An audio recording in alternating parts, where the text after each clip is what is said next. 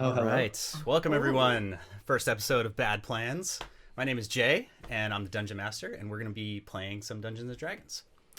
We're going to be playing every Wednesday night, 9 p.m., right here on this Twitch channel. We'll be posting all of the videos on the Bad Plans YouTube channel as well, so you can always go back and catch them there if you want to, or if you can't watch them live. And let's see. Notes. I lost my notes already. There's so many buttons, you guys. It's not just D&D. Push all of them. Oh my god. That's it. You got this. Professionalism. Let's see. Okay, cool. So this campaign. So we've been playing this campaign for almost 2 years now. Most of us here in the group have been gaming together for 20-ish years, which is crazy. Some of us even longer, which is just really crazy. We play 5th edition D&D. Our style of play, I would say we're very story, narrative driven. Definitely not rules lawyers. Not at all. Not even a little bit. We like to have fun, tell awesome stories, and make really bad plans all the time. There's a lot of them. The party is level 7. We're picking up at the end of a previous adventure with a brand new chapter. But before we get into any details on that, let's introduce the players. Hello, I'm Evan. I play Thorkim, Dwarven MacGyver, and I rolled a 7 on my charisma. So this is going to be fun. Oh boy. Oh boy. My name is Kins. I am a druid, half elf, orphan, shape-shifting that is fluid. Hope you like my rhyme. I'm also Prathlinette. Yeah, I thought it was clever. You know, you got to rhyme. I'm also Prathlinette from Wizard PhD. But mine doesn't rhyme. Skip me. I need we to have come to up with think. one. We have to think of a Just rhyme. freestyle it. Okay. I'm Jeff. I'll be playing Jeshi, Mountain Dwarf, Oath of Devotion Paladin. And I'm by far, the smartest, most elegant, and most important member of this party. And I think you'll all see that. Debatable. Elegant. It's that word again. What? Hey, No. I'm Jamie. My character is Belrissa. She's a half-drow sorcerer who's recently started to dabble in the ways of the warlock. She likes long walks in the dark, chasing cats, and blasting things. Long walks in the dark. Yeah, my name is Jeff. I'm playing Vinadil, who's also a drow rogue assassin. And man, I'm just excited to start this campaign. I think it's Dro. I think Jeshi. you're wrong. Oh, my mistake. My mistake. Internet war. And my name is Jay. So Jamie and I run a channel called Wicked Makers on YouTube. If you've never seen that, it's awesome. We make lots of DIY projects. In fact, this dice tower, which you might be able to see behind me, was actually our very first video we ever made on our YouTube channel. Because we are D&D fanatics, and this is like our favorite thing to do. And we've been working on this for a few months to try to like bring just to like figure out how to like stream and all that stuff. So we're pretty excited to get started, which we are about to do. Can somebody in Twitch chat confirm for us that everything is actually working before we start? Did you hear the intro? I don't even know if we're live properly or Did not. you hear my sweet rap? That's Take what I wanted. 2. It's Take like 2. audio works, you can hear us. All and good. stuff. All good. good. All Awesome good. things. Okay. What's Wait, that? all right. We're about to get real bad in a second. All right, awesome. Okay, confirmation achieved. So, a little backstory. The world has moved on. At the end of a golden age of trade, treaty, and enlightenment, the world of Lydian was drowned in a black river of death. A terrible plague swept across the lands, leaving nothing but death and disease in its wake. With the towering cities of elves, dwarves, and men overwhelmed, great swarms of undead rose from unconsecrated graves. It wasn't enough just to survive the disease. Those who did still faced the vast chattering hordes that swept the landscape like locusts. It's been 90 years since the plague first appeared. No one's sure how many died or how many are left, but those that remain have built new lives, new cities. And while life is hard, it has persevered. Our first adventure began in the makeshift city of Great Haven. It's here where the party was founded. Selected for their bravery and skill, they were asked to protect their home and fellow citizens. They traversed deep into the caverns beneath the city to rescue a company of soldiers and to investigate rumors of a dark mystery below. They returned with their lives as well as the lives of the soldiers, but with few answers. The darkness was gone for now, but whether it would reappear was uncertain. While they expected to return as heroes, the celebration was short-lived. The leader of the soldiers they'd rescued, his pride wounded, laid sinister claims against the party. Defilers, he'd called them. Wielders of dark magic. It didn't take long before he began to turn the people against them. For magic itself of any kind is viewed by many with great suspicion, and for others, they believe it to be the very cause of the plague itself. Before a spark could become a flame, their friend, Cimarron Steelhammer, the leader of Great Haven, approached our heroes with a creative solution. The coastal outpost of Portsmouth lay across the Gulf of Serpents. Trouble had been brewing in Portsmouth, and Cimarron knew he could kill two birds with one stone. The party was offered passage. They went to the village, and they were to find board within. In exchange, they've been asked to help bolster the spirits and defenses of the port and to prevent its decline. And so they set sail, these 5 companions, across the black waters and into the wider world. After a 2-week journey by sea that was anything but calm, you find yourselves stepping off the boat and onto the worn oaken docks in the harbor of Portsmouth. The smell of salt and fresh fish is in the air. You can hear the familiar sounds of gulls and the lapping of waves against the jetty. You're back on land at last. So, what's the plan? I'm going That's to about get 3 leagues, I think. Oh my gosh. Yeah, How you doing, Thorcum? We're I finally get- back on land. off the boat immediately and just kind of pull my hood up. Bye. Yeah, where 3 is leagues this place? of puke. Where is this? Who has the writ? Who has the note? Where are we going? I don't have it. Oh. It has to be one of the dwarves. One of you had to get the thing. What? What thing? Cimarron gave a note to Jeshi, which was a writ of passage. That This basically thing? got you passage aboard the ship that you were on. And it said that you're to find a tavern known as the Sleeping Savior and find a man named Remus. I don't know about you guys. guys. I'd like to go drop my stuff with this Revis. Revis? Remus? Remus? Wait, Remus? Revis? I don't know. The handwriting isn't good. Could be either. He'll introduce himself when we get there, I'm sure. I suppose. All right. Yeah, It's always good to start off by mispronouncing somebody's name. Yeah, Yeah, so we'll just stand there awkwardly until look at this town. an introduction is made. It's bound to have happened before. Yeah. Does anyone know? Nobody's been here, right? Mm-mm. Anyone on the ship? Has anyone else on the ship been here? They're still here, I or did mean, they take they- off already? I'm sure the captain's been here plenty of times. Yeah, so you look over and you've been on the ship known as the Rainy Day. It's a brig. It's about a crew of about 12, including the captain. You can see that they're tying up. A few of them have started to unload a bit of cargo that they brought with them. That was obviously meant for Portsmouth. One of them walking by, kind of notices you're looking at him and he just kind of, Hey, fella. yeah, Have you been here before? sort of. It's my first time ashore, but yeah. Why? What's up? I don't know. We're trying to find this tavern. The Sleeping Savior. Do you know where it is? I don't know, but there's sort of one main road that goes along the entire harbor. All of the buildings and shops and everything are just. You probably just walk that way. I'm sure you'll find it. All right, let me ask you this. Does this look like an M or a V? Right here. Revis? What do you think? He kind of looks at it and he just kind of looks up and the first one you said definitely So Okay. M. Cool. Remus. Okay. doesn't seem like he can read. Rain. Ow. There's no idea Nice. what you're talking about. Great. All right. Thanks.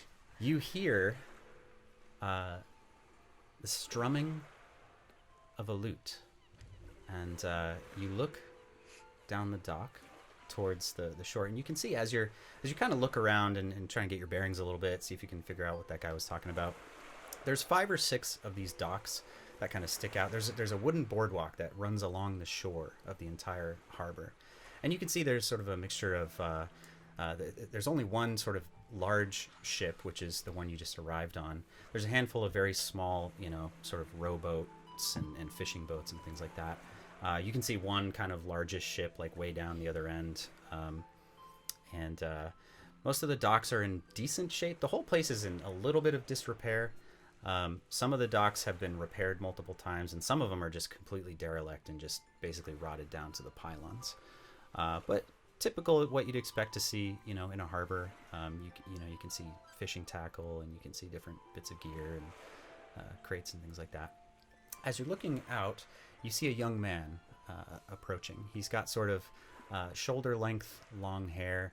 He's dressed fine clothes, not super fancy, but they fit him well, and he's got sort of a blue jerkin on, and he's walking up, and he's strumming what looks to be a lute of some kind. He kind of swings it over his shoulder, and you notice that he's got a wooden leg, and you hear it actually before you notice it, because you hear this sort of clop clop as it kind of hits the dock as he's walking. He's got a bit of an elongated walk as he's sort of walks with this wooden leg towards you guys. As he starts to get closer and he notices that you notice him, he calls out, "You've arrived!" I have been so excited to meet you. You're from Great Haven. Is that? That's us. We're here. Hi.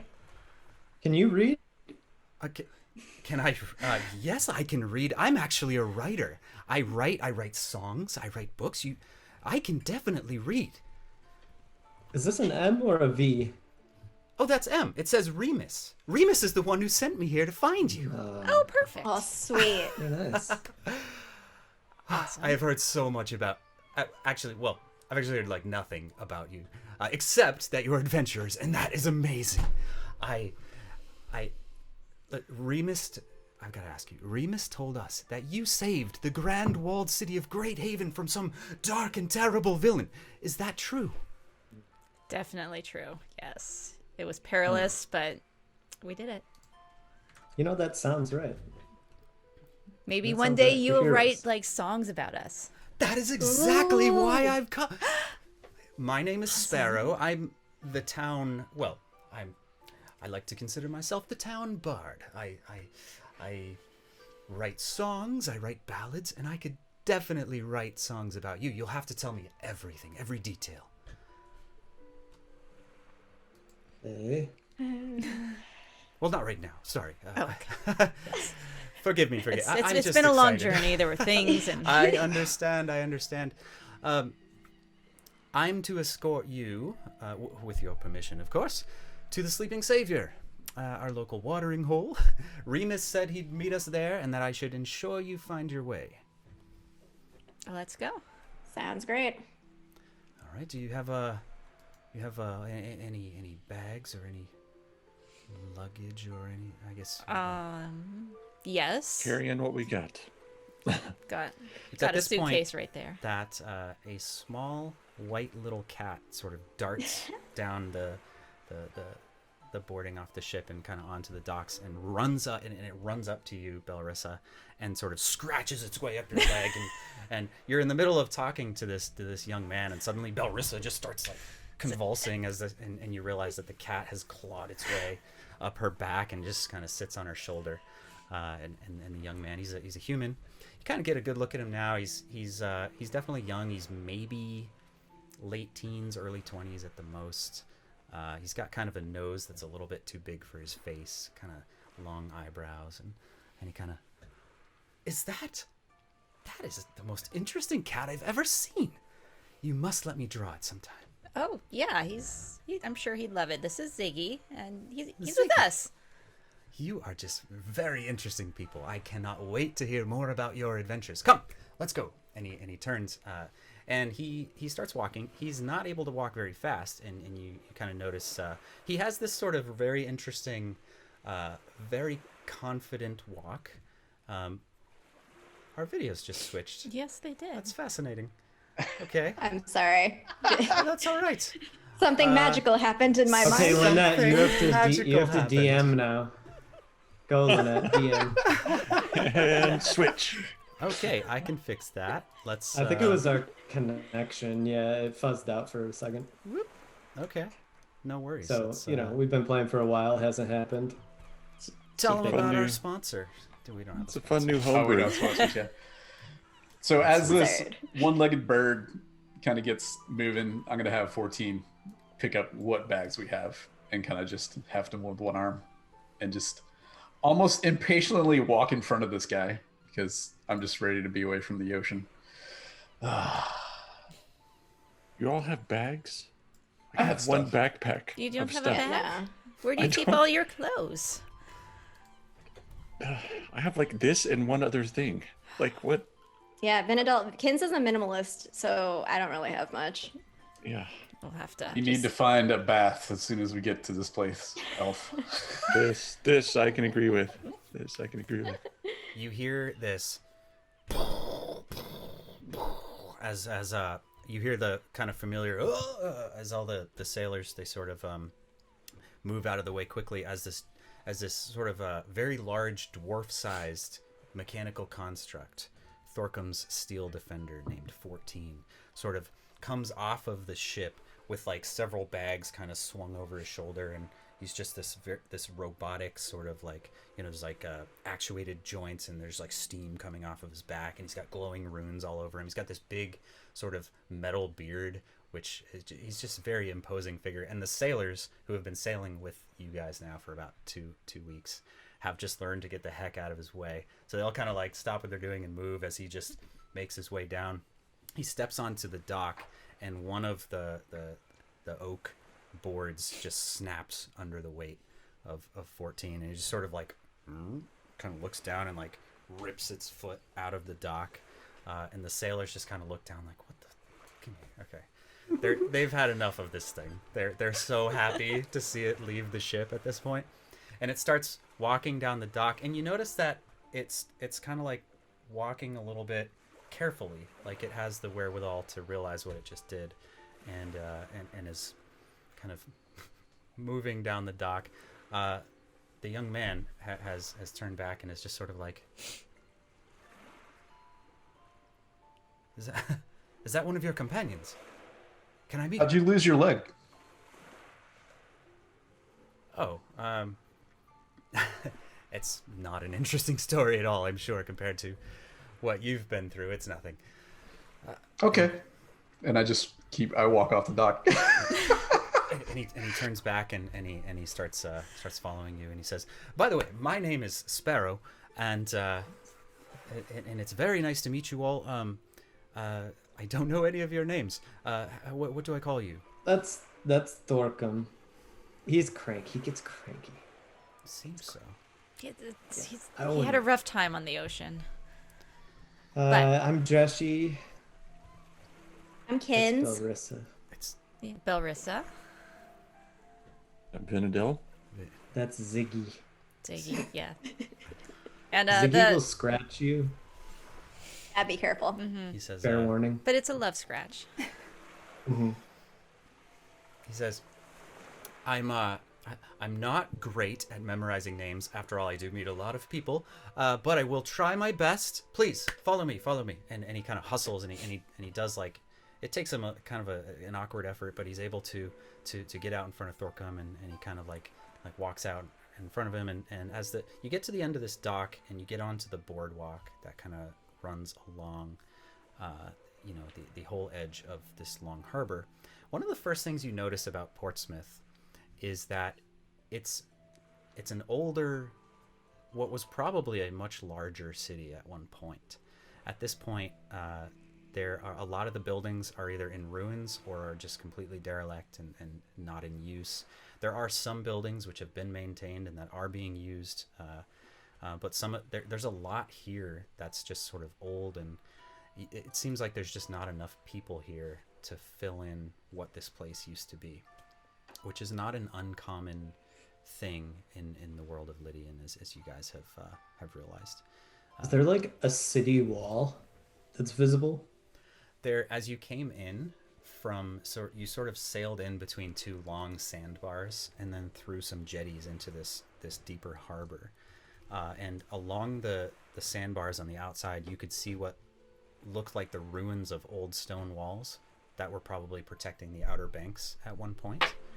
And then here in the city, there are definitely old fortifications and ruins of old fortifications. In fact, at the end of one of the rock jetties, you can see that there's one of the only sort of still standing fortifications has a large catapult atop of it.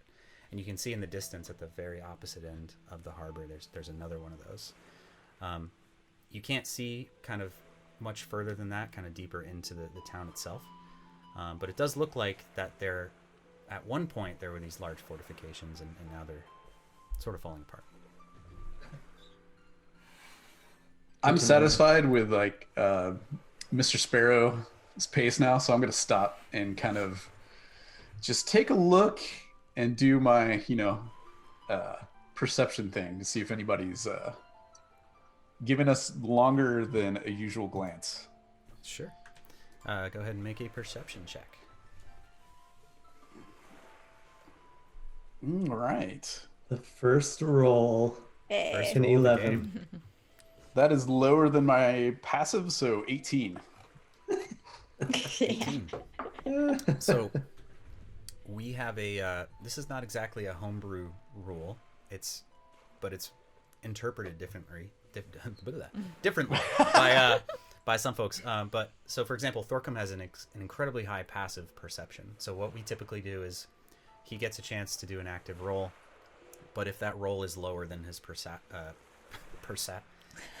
well, yeah. Anyway, you know what I'm saying. If it's lower, it's higher. Okay. There we go. There it That's is. all that matters. All right. Baseline. Yeah. We got it. Okay. So it's an 18.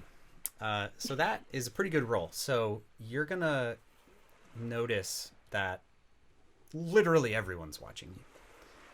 They're still going about their business, right? This is a very long harbor. There's fishing boats everywhere. There's a lot of houses and sort of businesses that line up right with that sort of boardwalk on the harbor itself. And everyone's like kind of going about their business, but they're just like just totally watching you guys. Like everyone's just like, what is like, who is this, right? Particularly 14. Everybody's like, what the frick is that thing? What is this giant robot thing walking through town? I'll pull my hood down a little more. Keep walking. Also, Kins has city secrets, so all of us are walking twice as fast as a speed that we normally would.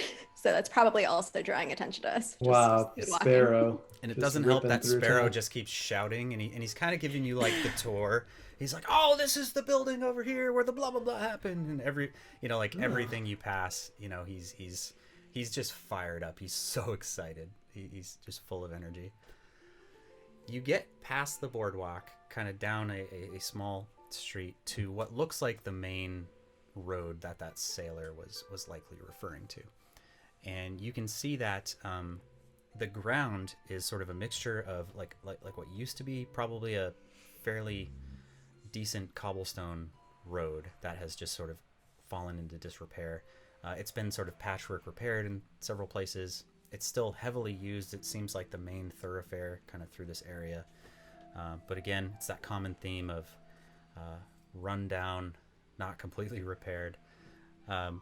Sparrow hangs a left, and he points down to a block, and you can see that there's what kind of you immediately look at it and you think tavern.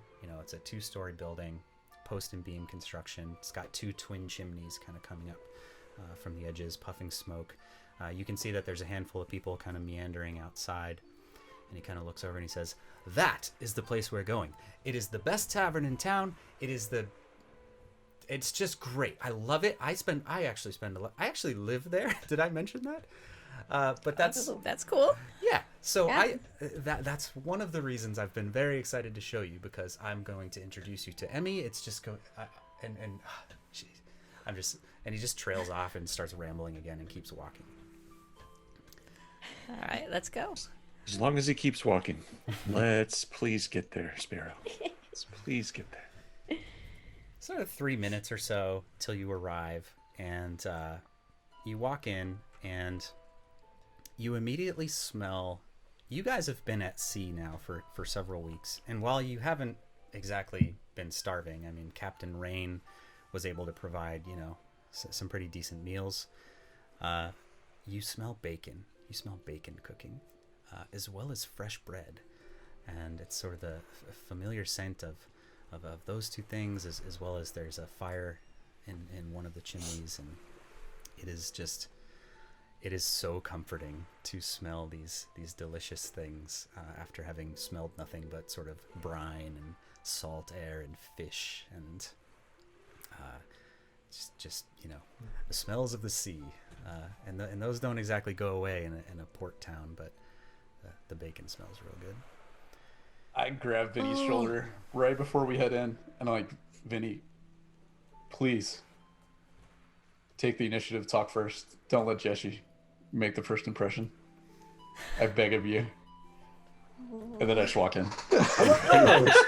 Are you whispering this? I don't know if I would. Yeah. Oh, Mr. Sparrow, can I have a slice of bacon? Do you think that's cool? He kind of, as he's opening the door, he says, "I am absolutely positive that Emmy will give you some of her bacon. It is the best in town. Yum. It is delicious." Great. And he walks in, and hey, and there's a handful of people in there. It's by the way, it's early afternoon. It's probably 2 p.m. or so. So the sun is still high in the sky. There's a lot of people in here for being midday. A lot of them are drinking. Everybody seems to be having fun. Everybody kind of looks over, typical record scratch moment as you guys all kind of pile in, a bunch of new faces coming through. But very smiley. Everybody seems super friendly. A lot of them kind of raise a mug, like you get the idea that people have been expecting you as you walk in. I'll wave and be like, "Hey, everyone, Yeah, we're simple here." head nod. Hello. Looking around for anyone moving towards us. A Remus-looking character. Is there one? What does a Remus look like? It's that awkward moment, like, we Vin, forgot make a to tell them perception what we check. were Oh wearing. my gosh. Do Go ahead, you roll perceive a perception. Remus? Yep. Let's see if this will Make a work. Remus check. Did it roll? Yes, It's it going. did. All right. Oh, right. Oh no, you saw it before I did. I still can't Yeah. see my roll. I'm like, what is it? What's your passive It's- perception? Yeah, what is, there you go. There you go. We'll Is just leave it at higher? that. No, it probably is. It's right? 13. So it's Yeah. a 13. Yeah. 13. Okay, so you kind of walk in, and there's more people here than you expect. You kind of expected to walk in and be like, "Oh, that's Remus," obviously, and not the case at all. There's a bunch of burly looking sailors in one corner. You actually notice a bunch of people who were working on the boat that you just came off of. You recognize them. A couple of them raise their mugs to you. There's definitely nobody in here who obviously is the guy you're looking for. But what you do see is there is and Kins, you notice this immediately as well. A woman approaches. She's half elven. She's got sort of long reddish hair, kind of tied back in a loose ponytail in the back. She's much older than you, but still young for a half elf. And Sparrow, just a huge smile across his face as this woman walks up. And she kind of approaches, and she says, "Well, good morning. I was wondering when we would see you. This boy has not stopped going on about how some big important folk from the city were going to come in here or whatnot. I am glad you've arrived safely. It just melts my heart to have you here in Portsmouth." It must be Thanks. Emmy. I am indeed. And she blushes a little bit when you say that, Benadil. She says, I am. I am the innkeeper, I suppose you'd call me. I tend to this place, and I have for as long as I can remember. Been here a long time. Your place is beautiful, and most importantly, it smells delicious. Yes, Mr. Sparrow is telling us all about the delicious bacon that we are looking forward to trying. She is just flushed red. She is like that. You just made her day. She says, well, I am sure I can get you some of that. I also have some fresh bread coming out the oven in about 30 minutes, if you'd like some of that. And by the way, your entire board has been paid for, and you are clear. You're good to go. I can, as soon as you're ready and want to get comfortable, I can show you upstairs. But anything you need, we are here to care for you. That's fantastic. Thank you. Could you tell me where the room is? There sounds great. Yeah. Of Keys. course. So she turns and walks towards a set of stairs, kind of around the corner of the main bar area. And you go up to there's a pretty typical long hallway. It looks like there's 5 rooms. 2 of the doors are wide open, and there's 3 rooms on the right-hand side of the hallway. And she turns and she says, I've prepared these 3 rooms for y'all. I did not know, perhaps, I didn't know exactly how many of you there were or what your sort of situation would be, but these are the 3 rooms we have available. I do hope it'll be comfortable for you. I yell down the stairs, kind of loudly, 14. And I imagine he like kind of sideways into the door, kind of creaking with that big old trunk. Yeah, he definitely has to like turn like this to like kind of fit through, the thing, and Emmy kind of, oh, that is very big. Is that? Hello, sir. My name is Emmy. It's nice to meet you as well. I'm sorry. Hello. And Sparrow kind of looks over. He says, that's a robot. That's not even, doesn't talk. And she says, oh, what? I can talk. And they just have this little side conversation where they're just like, what the hell? Like, everybody's like, so like, what is this thing? For better or worse. I just motion him up and take the last room. Oh, Okay. guess that kind of answers room splits All right. a little bit. All right. So you 3 in the other room, and I'll take the one in the middle. No, no, I don't thank think you. that's how that No, works. no. Excuse me.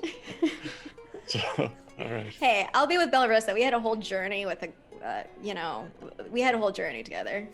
Vin. And Jeshi, yeah. Gonna You're with be- Vin. Hey, man. This is going to be It's great. Gonna be wonderful. This is going to be amazing. Middle Maybe room. Sparrow will come and like regale us. Oh, we'll send Sparrow to your room. Sorry, Don't worry. Mr. Sparrow. I don't know. He's like a kid, right?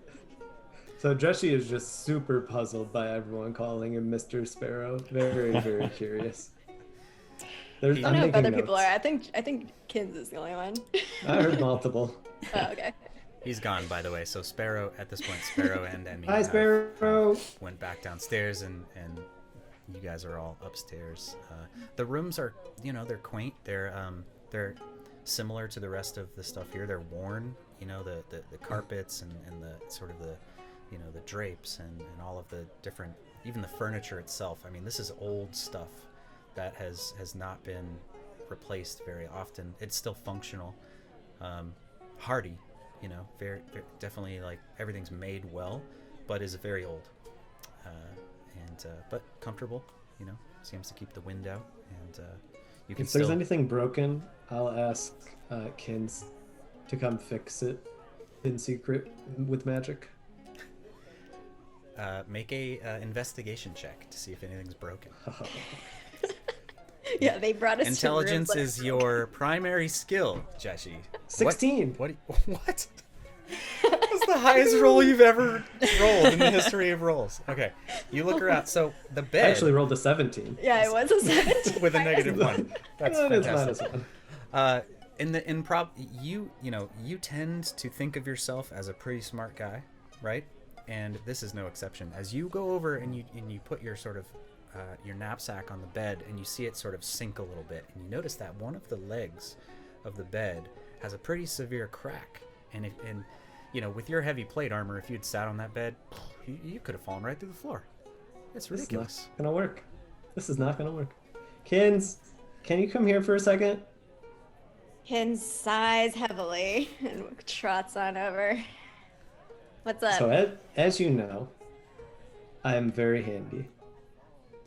But this is beyond me. Do you think you can fix this?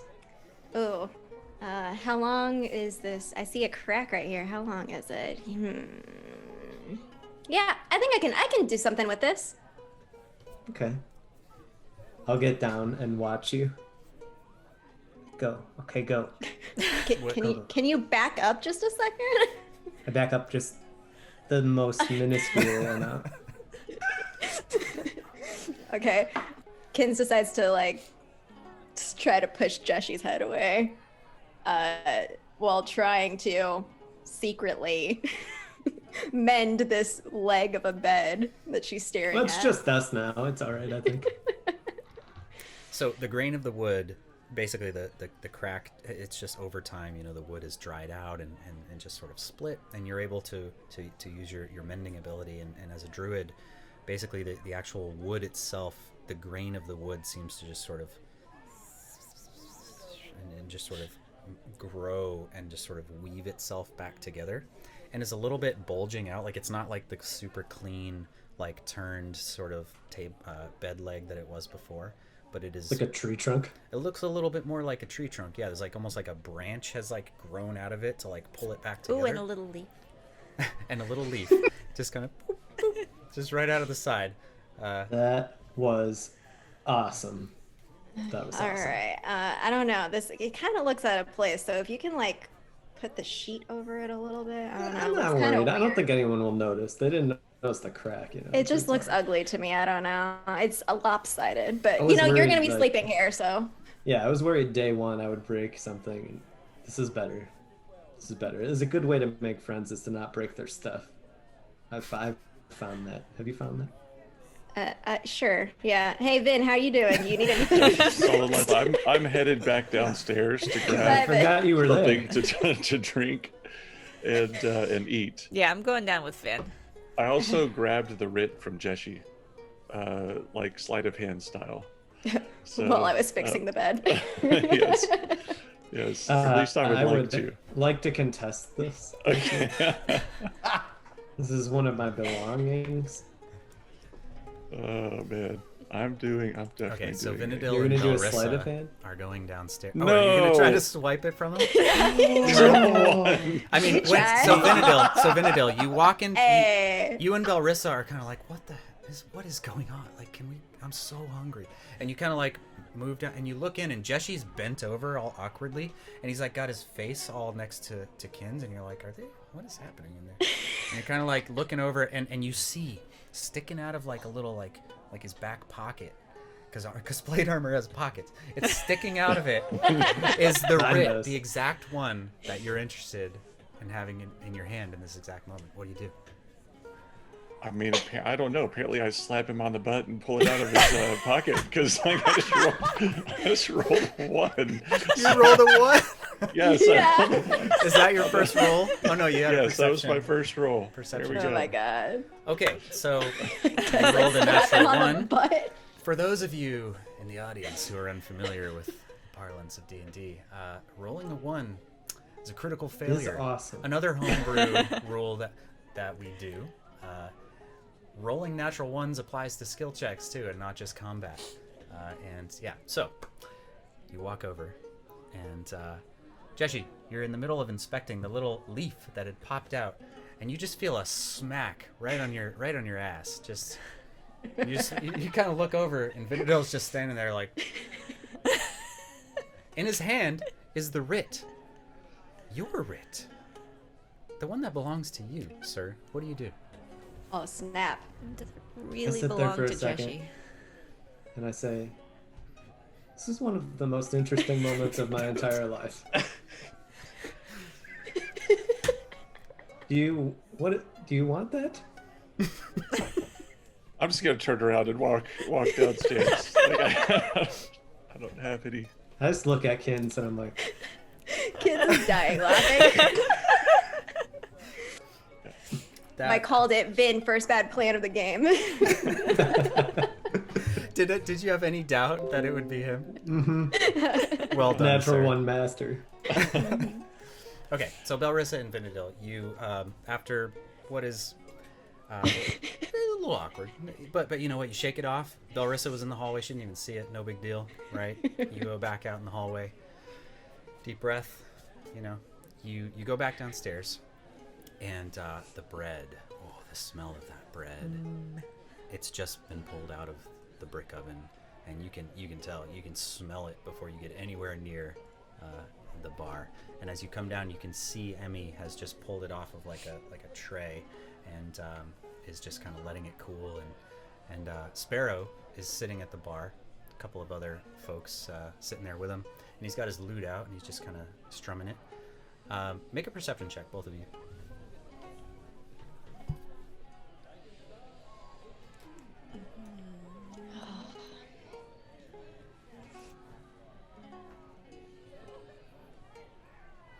$11. Vinadil mute. And 13. Yep. 13. Okay.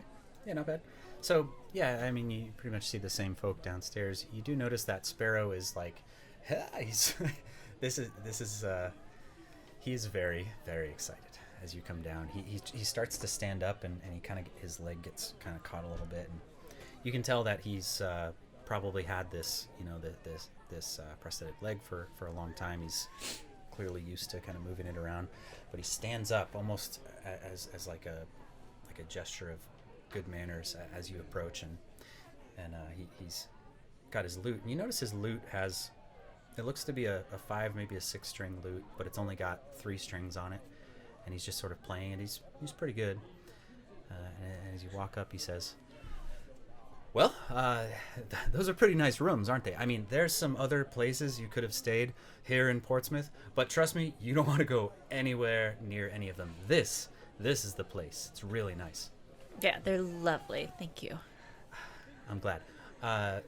Would you, and he's interrupted by Emmy, who's walked over now with, she says, can I offer you all something to drink? Some coffee, a bit of cow's milk, I do have some fresh pale ale or some sweet wine, if that's what you fancy. Ooh, sweet wine. Oh, yes, my dear. This is a town full of fishermen. Drinking during the day is nothing to be ashamed of around here. Awesome. It certainly don't stop none of them. And she kind of references over, and you just see a bunch of, like, you know, haggard fishermen are just like, totally, you know. It's like 2 in the afternoon, and everybody's just hammered in this bar. You know, they've been out fishing since, you know, way before dawn, so this is the end of their day. Mm-hmm.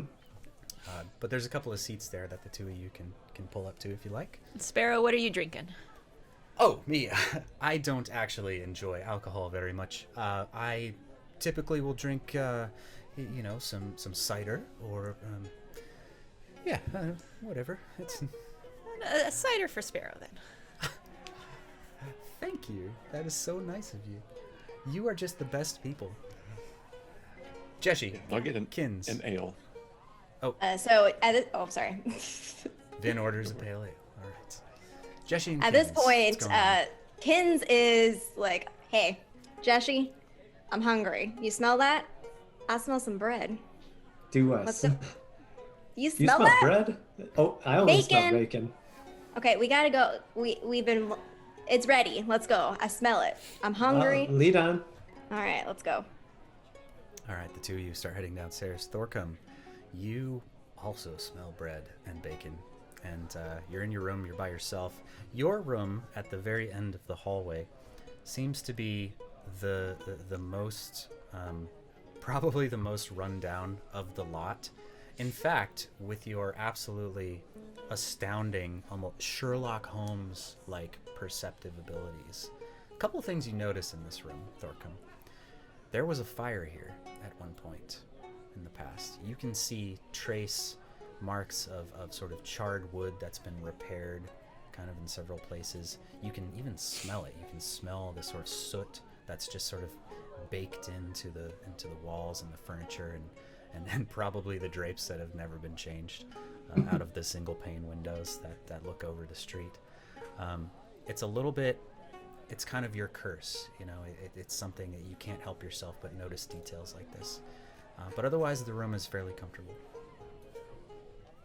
I just kind of, I totally don't notice the condition. Like it doesn't bother Thorcom whatsoever. And I take out a long pipe and I make my way downstairs with 14.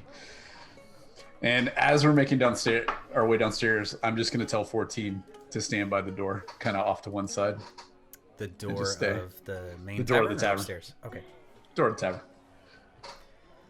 So, 14 rather, kind of moves his way over. He's always got that very sort of mechanical walk, and everybody, you know, half the people in here are just 3 sheets to the wind already. Like, just, you know, they're very interested in this thing. You get a couple of like sidelong glances, like, which you're used to, you know, even in Great Haven. 14, although a dwarven construct, which is not all that uncommon, being that it's made of magic, has made things difficult for you in the past. It's not all that unsimilar here. You can see some people are looking at you similarly. 14 walks over to the door, kind of puts his back, and there's like this one guy sort of, have I ever told you about the time that I... And he just sort of starts talking to 14 like he's, you know, like he's, just, who knows. You all congregate over by the bar. Emmy comes back. She's got some sweet wine. She's got a handful of pale ales. She even brings over a bowl of milk. And Ziggy jumps off your shoulder and just starts lapping up the milk from the small clay bowl. And she kind of leans down and she says, the fresh bacon will be right out, and I will definitely get you some of that bread. It smells delicious, doesn't it? It's got to rise for a few more minutes. Just let it cool off. It's just, ooh, I'm going to have a piece myself, I think. Is there anything else I can get any of you right now? And I just say, bacon, through a puff, a full plate of bacon. Full And plate just of bacon? All right. That noise that you're hearing is Ziggy drinking the milk, right? Yeah, yeah. That's what that is? It's a baby intermission for me. There's a baby crying somewhere in the tavern. You can't. In the tavern. Makes sense. You look over, and in the corner of the tavern, there's a mother with a young newborn who's just, you know, dealing with a baby, and yes, welcome to our stream. Okay, Yep. wait. So We're just at the tells- table, right? Yeah. You're okay. at the bar, We're at the actually. bar. Oh, at the bar, You're all but kinda- all of us are together. Yep, there's not enough seats though, so it's like Belrissa and Vinadil are sitting in a seat. Sparrow is kind of... Sparrow has actually stood up and offered his seat to you, Kins. Oh, Are well, these the thank only you. seats left? Like, are there no tables available? There are tables, yeah. If you'd prefer to move to a table, you can. Yeah. You kind of came downstairs and... Well, you two came downstairs and went to the bar. Everybody else now has joined you, so if you'd like to... I'm going to motion. Why don't we relocate- take our drinks that we just got and go have a seat at a table? We'll leave the bar area for somebody else. Sounds good. I mean, except while we're walking, Vin, you left right away. What was that about? Man, you and Just Jeshi hungry. as roommates. Just hungry. Yeah. Right? Just hungry. A little Just thirsty. hungry? Oh, okay. Just, Okay. you know, wanted to take a chance to read this. Didn't actually realize Jesse's been holding it this whole time. Did you learn anything new? Just about to read it. Just about to read it. Okay, What okay, does this okay. writ say? Do we have an actual copy of this somewhere? So, yeah, it's actually not very long. It basically Okay. says that you are traveling under the orders of Cimarron Steelhammer, leader of Great Haven. It says that you are to be given passage across the Gulf of Serpents via the Rainy Day and Captain Rain. And upon arrival to Portsmouth, you are to seek out Remus, the alderman of Portsmouth, at the Sleeping Savior, and that they are expecting you. And it's pretty much all, in slightly more words than that, but that's the only meaningful details. It's the gist of it. So I'm gonna, if I can, be over your shoulder, I guess under your elbow for a second, and look at it, and I'll point to the Portsmouth and be like, isn't that weird that it says Portsmouth? It's been bothering me. Everyone seems to say Portsmouth. I don't get that. Jeshi, you've had this for how long? How long have you been thinking about this and you didn't even bother to ask us? Didn't occur to me to ask. You had So all this right now- information. Mm-hmm. Do we have a booth or a table? You have a table. There's sort of there's a lot of you, so you get sort of a round. There's a round table kind of in the middle that you're able to. There's actually a couple of guys sitting at it, and Let's they wait happily for a get up booth. I'm sorry, are we having this debate now? What's better, a table or a booth? I am sitting down, drinking my ale. Are most of the people in here dwarvish? Make a perception Yeah, check, I was Jeshi. gonna say let's take a look around the room. Oh my gosh. I'm gonna fail at this. 17. That This What is guy, going on? he's coming like, out strong, man. previous to this, I don't think he's ever rolled a double digit, like in the history On of his fire. character. On fire. Not for int or wisdom, no. Nicely done. Okay, so you look around as you're finding your way to the table, and That's a dwarf. you That's were a able human. to, Jeshi, you were able to down one of those pale ales real fast. It was delicious. As a brewer yourself, you noticed the particular, Coriander. notes, and As a the brewer. coriander was just, this was well done. You're impressed. Some orange peel. You are just dialed in. Good. You have this moment of zen where you kind of look around, and Also, bacon. Oh, never mind. there's not as many dwarves here as you might expect. This continent was originally settled by dwarves, which you know, of course, and of course Thorcom knows, as both of you being dwarves. But in this coastal village, you do see a handful of dwarves, but not as many as you are typically used to seeing. It's mostly humans. You see a handful of halflings, a couple of gnomes, and Oh. a couple of Good. the sailors appear to be half orc. Definitely a good mixture, similar to what you're used to seeing in Great Haven, whereas in the past, a lot of the cities were somewhat segregated in terms of peoples living amongst themselves.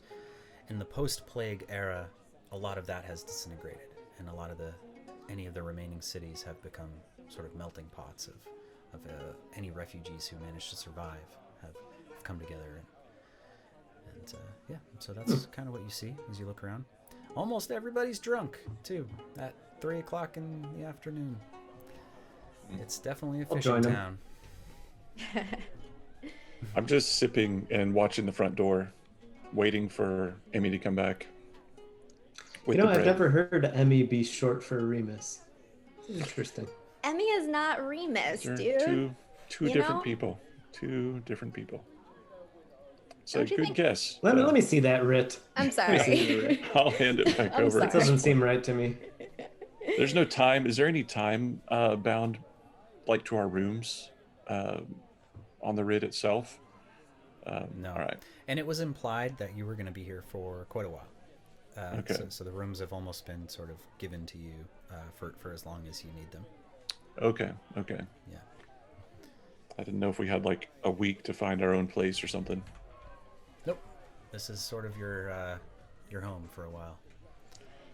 So Kins is unusually just settled and chill, and I think the smell of bacon has allured her. And she really is all about this bacon and bread and beer.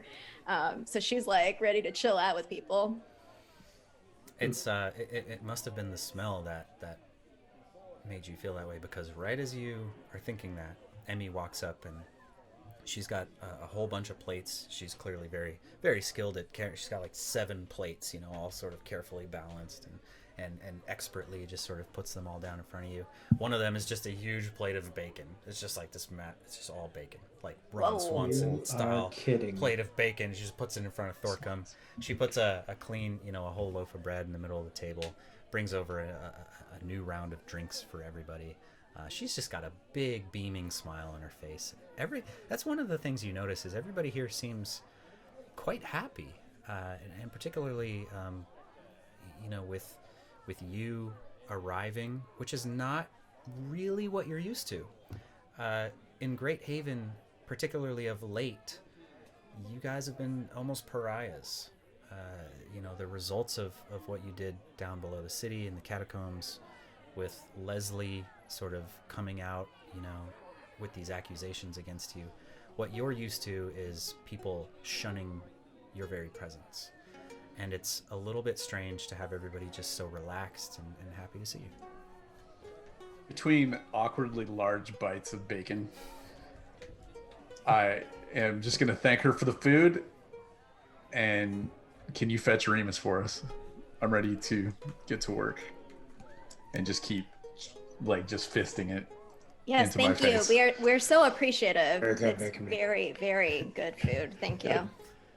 As She, I check, go ahead. No, No, this will be. Let's finish up with this. I'm just thinking, so far we haven't had to pay for anything. I also have mean- no idea how much money I have. Do you have any vegetables? Emmy looks down. I'm just kidding. You and Thorcum kind of say that at the same time, and she just sort of cocks her head like, I have some leeks I could make you certainly for. You sure? We do potato have leek. vegetables. Potato leek soup is pretty good. Absolutely. You can put bacon in that too. Okay, all right. And she looks down at Thorcum and she says, I'll make it later. she looks at you, Thorcum.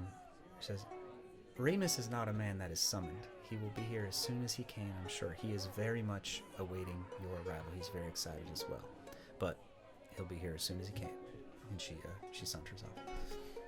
I lean in Jeshi. and say, that sounds like something that somebody who's hiding their identity would say. What? Also, Jeshi, you cannot just tell people to make you food when they're giving us everything for free. No, I'll make the food. Poison it. I know it. She's gonna give you something Are bad. you serious? Yeah. You were the one saying that that Remus is sus. Don't be making people mad. You just want to blend in, don't draw attention. Everyone's staring at us. Thorcum, you feel a smack on your back, like aggressive smack on your back, and you look up and it's Sparrow, and he's got his other arm is around what looks to be probably an older human gentleman. He's probably in his 60s, and he's definitely had a few drinks, and kind of he's kind of squinting his eyes. He's looking down at you. This is them then. And Sparrow says, yes, absolutely. I told you they would be here. Are they? And he looks down at you, Thorcum, and he says, tell them about the great evil that you vanquished from the city of Great Haven, saving 20,000 souls from terrible death and destruction. Tell them. There's an awkward pause as I just look at him. And then I just turn to Vinny. I'm just shrug. And I go back to my bacon. And he follows your gaze, and he looks over at Vinadil, and he's like, and this incredibly strong and I'm sure very stealthy and dexterous drow gentleman who vanquished the evil. Also, you can tell he's trying to be very flowery, but he's not very good at it. But he's trying, In his small town bard world, he's the storyteller, right? He's like, tell them, it was great. I'm sure. Tell them. It was great. We are tired, though, Sparrow. Maybe we could schedule story time for later on in the week. I'm sure you all have some incredible stories of your own, and we would love to share news from Great Haven. But right now, Sparrow, we just dear. want to drink a little bit, have a bite, and wait for Remus. Sparrow dear, will you fetch me some wooden plates from the back? They should be dry by now. I need to settle out some more food. Thank you very much. And he nods and walks back. So Sparrow lives here, and the relationship with him and Emmy seems to be, they seem to be very close, and he kind of walks, and she walks up, and she's got a refill of bacon for Thorcum, and she comes out with a plate full of like bacon and bread and puts it, and sort of walks over. 14 is only about 3 or 4 feet away from you since you've moved to the middle of the room, and she sort of holds it out to 14, and she's like, "Sir, I have brought you some food as well. You are very large, and that armor looks very heavy." And I'll take that. I'll take that food. He's not hungry. I'm not hungry. In a rare moment of mischievousness, I just tell 14 to introduce himself, and he literally takes his head off and bows, then puts it back on. Lifts it up, and there's just hollow air underneath, and you hear a bunch of people just start laughing, and Emmy just, "That is not funny. I thought that." And you hear Sparrow kind of laughing from the edge, and he goes outside, and she walks back, and she just trying to change the subject. She, I have raised that boy since he was small, and I have to tell you, I don't think I've ever seen him this excited. He spent his whole life wishing he could go adventuring, fighting dragons or whatever the old books talk about. Whatever y'all do on a daily basis, I'm sure. I gesture at the plate. She tried to get the 14, just like. Oh, sure, yes. She puts it down. Okay. Yeah, Thorcum's been not feeling fully himself on the boat, so he's hungrier than usual. And as I'm saying that, I'm trying to reach for some bacon. That is the most astute thing you've said in the last 2 weeks, Jeshi.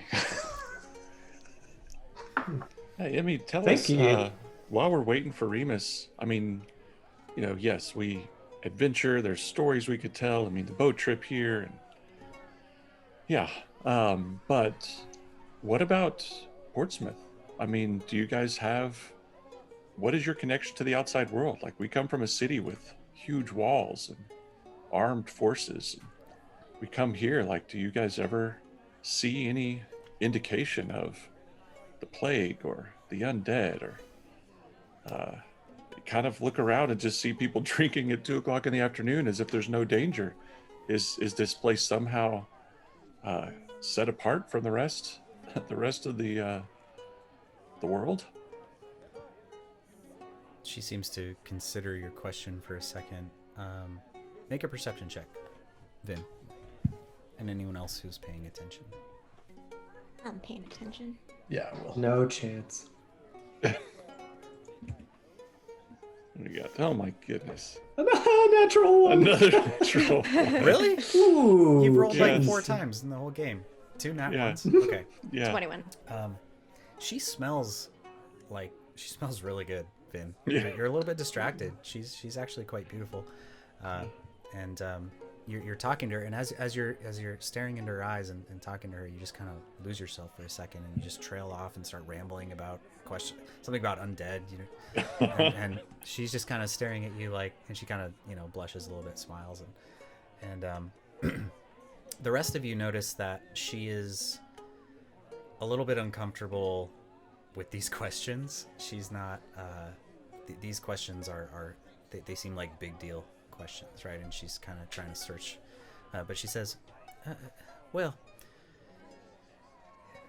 I mean, I've never been to a big city myself, so I really can't compare with your perspective, but we do get attacked fairly often. We lost another camera again. We're back. I'm sorry. It happened. It keeps breaking. All right, we're just going to be a different people for a minute while I finish this little thing here. But she says,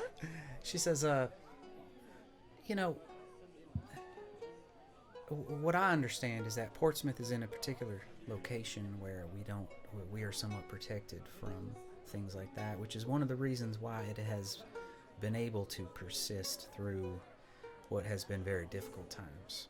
And while we have some connection with the outside world, the wagon men, they come through fairly often. So it's a little bit hit or miss with what they've got available, but it's it's something at least, and the ships come through fairly often, and I mean the men here and the women too, they defend themselves. They're hardy folk, but I just don't know that I'm the right person to answer those questions, sir. Well, it was a great, wonderful answer.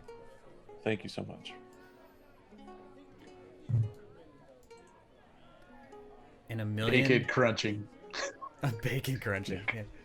In a million sessions, we've never had the video randomly switch all the time. It's funny.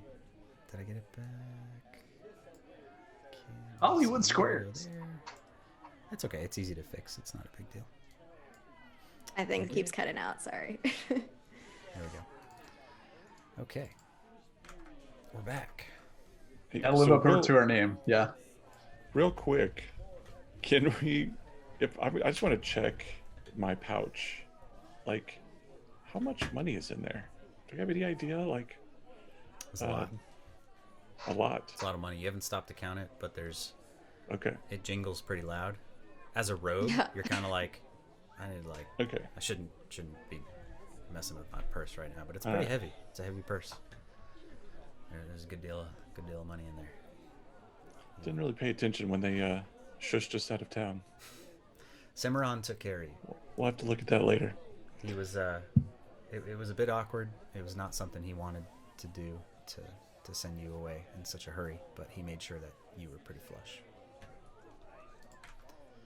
The door slams open, and 14 almost instinctively sort of blocks the door as it opens, and standing in the doorway is it's a Remus. You immediately think to yourself.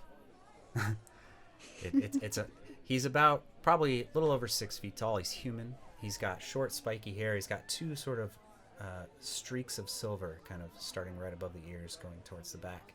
He's got a short spiky beard with sort of salt and pepper kind of color to it. He's got wrinkled forehead. He's got a scar, bit jagged, kind of not across his eye but kind of outside, and deep bags under his eyes. This is a man, as he kind of looks in and his eyes adjust to the light. First thing you think to yourself when you see this guy is that guy's tired. The guy needs to go take a nap. He looks exhausted. He looks like he's had a long day. Probably every day is pretty long for this guy. He's wearing what looks to be a worn leather armor with a sort of light brown cape that's sort of swung over one shoulder. He wears a long sword on his hip that's in a sort of oldish leather scabbard that you can tell just from the wear and tear, particularly Thorcum, as you just sort of go into your immediate sort of see every detail mode. This man is a warrior. This man has seen battles. You can see you see from the particular patterns of wear and scars on his armor that he's fought a lot. You can tell from the way he walks and the way he instinctively, even the posture that he stands in as he sort of surveys the room as he walks in. You just immediately think to yourself, like, this is a formidable man. And he walks in, but before he has a chance to say anything, you realize that he's being followed by a very short, probably barely 3 foot tall, very old, elderly, gnomish woman who is accosting him about something. And you can just see him kind of roll his eyes back a little bit, and he just sort of it looks like he has a headache. He kind of walks in and clears the threshold of the door, comes all the way inside, and this woman kind of follows him, and it's a bit hard to hear what she's saying over the din of the tavern, but you clearly hear Remus. And he says, "Winnie, look, I'm sure your goat is around somewhere. It's not as though he wandered onto a longboat and sailed away, now is it?" And you can hear she kind of says, she just kind of responds to him, and he says, "Now I've got some business I need to attend to, but I promise I'll send some men to help you find your goat as soon as I can. Now please, go home, relax, it'll be fine."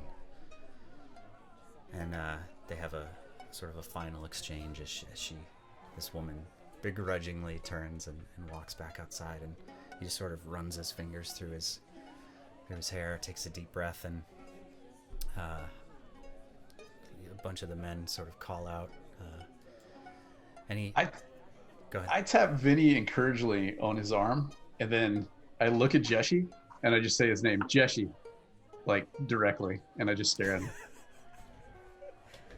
not blinking. Orcum. I'm gonna raise my hand. Remus. Okay, then soon. I break eye contact. And he looks over, and he makes that connection almost immediately, that, you know, new people. He doesn't seem surprised. He doesn't seem startled in any way. He sort of acknowledges, gives you a brief nod, and he looks over at Emmy, and he goes,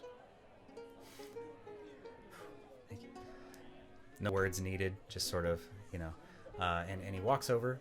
He's got a everybody make a perception check. Anybody who's watching, paying attention. Always. Oh man, it's actually my passive. Okay, 18. Two ones. Natural ones. Well, You both rolled nat ones? Yeah. Holy crap, man. I didn't roll at all. That's I am three. I'm consumed Three by out the of bacon. 4. Okay, the bacon That's 4 is. nat Yeah. ones. We've only been playing for an hour. You guys are unbelievable. It's a good start. Yep. Oh, man. Okay, I'm so... yeah, go ahead. Apparently smitten by this Emmy character. Seeing nothing but sunlight bouncing off Smitten of by bacon. auburn hair. Somebody else is asking for her attention. Vinadil It's not is He's just like, Samwise staring at Rosie in the green dragon right now. Just he doesn't even notice. Thorcum looks over at him and is like, Jeshi, code word. And Vinadil's not even paying attention. He's just like drooling, you know, just out the side. The rest of you know. Okay, so as The rest of you. Jeshi. yes, Yeah, with my passive perception at a 10 beat both of them. So Jeshi and Thorcum are, you know, the two of you are warriors. You have that sort of like, you know, whenever you sit in a bar, you know, you always face the door, right? You know, it's that kind of thing where somebody comes in, you're immediately just kind of tuned into what's going on. And so this man, he walks over. He's got a very confident walk. Doesn't have any sort of, you know, there's no hesitation whatsoever to the way this man moves.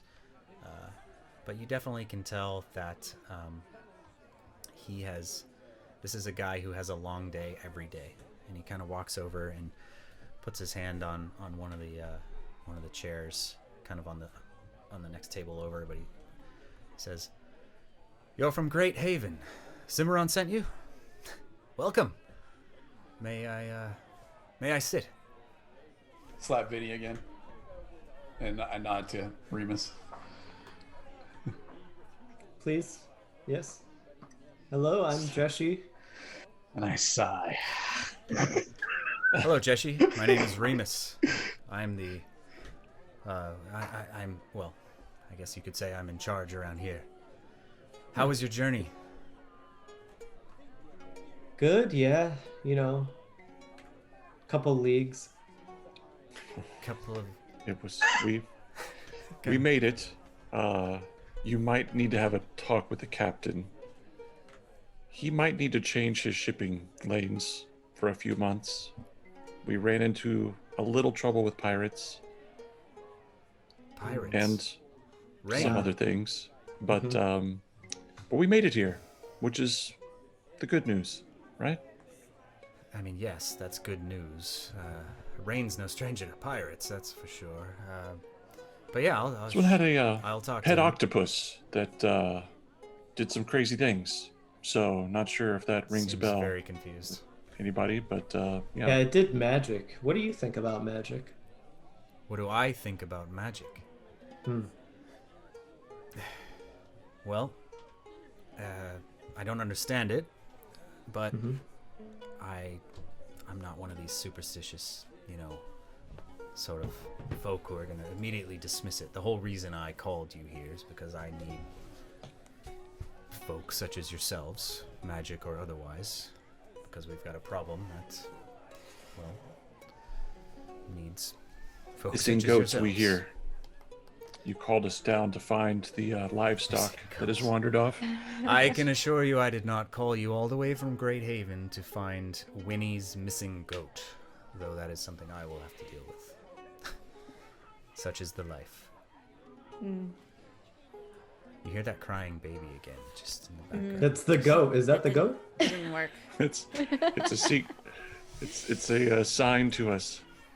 Belrissa is super distracted by the cat, who's just been darting around inside the tavern, and is like keeps scratching people, by not like in a mean way, but like it's just it's just trying to have a little fun. And yeah, you haven't seen her in a few minutes. She's just been chasing the cat around inside. But Remus, he kind of looks down and he says, have you settled? I'm assuming you've met our host Emmy, and Sparrow, of course. gives him a wave. Sparrow's like, he's like trying to be polite and he's not sitting with you guys, but he's like at the next table over, just like he heard his name. Just disappointed, but he gives him a wave. He's been a bit excited about your arrival. Figured sending him down to the docks to greet you would be good for him. I hope he hasn't been too much of an annoyance. Oh, he's great. He's sweet. He's sweet. I mean, normally we don't get this much attention, so it's a little, but it's nice. He's nice. Good. Yeah, he's a good lad. So he's let's just say he keeps everyone company. He's quite good at that. So you're settled then. I do have some business I would like to discuss as soon as you're enjoyed your meal and you're comfortable and at your convenience. Like now is as good a time as any. Yeah. Well, I sent word to Cimarron of Great Haven requesting aid, and then I sent it again, and then I sent it a third time, and nearly 6 months after the first, I received a response that said he was sending some of his best to help Portsmouth with its problem.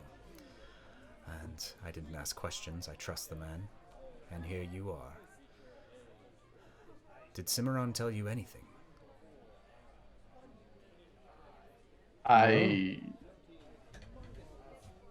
No, yeah.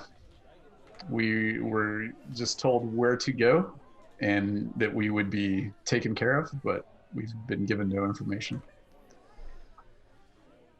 Sounds like him.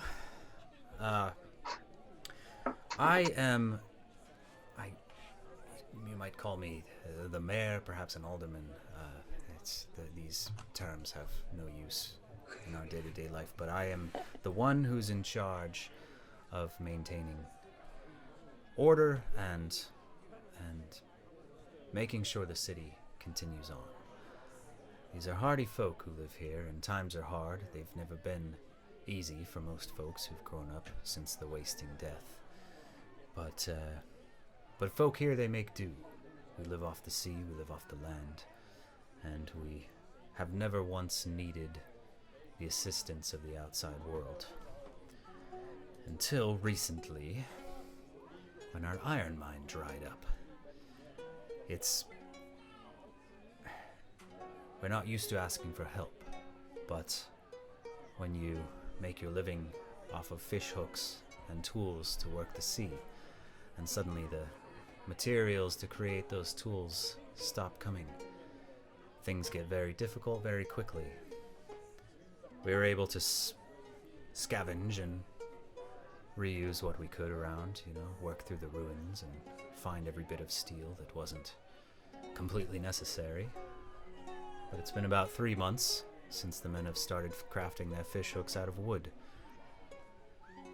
and we are almost completely run dry. That may seem like a trivial thing to adventurers such as yourselves, but it could be the very thing that throws this entire village into complete decline. And I could use your help. Am I getting a military sense from Remus? Make a perception check.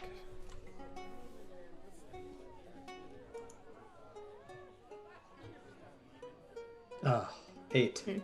8. That's more like it.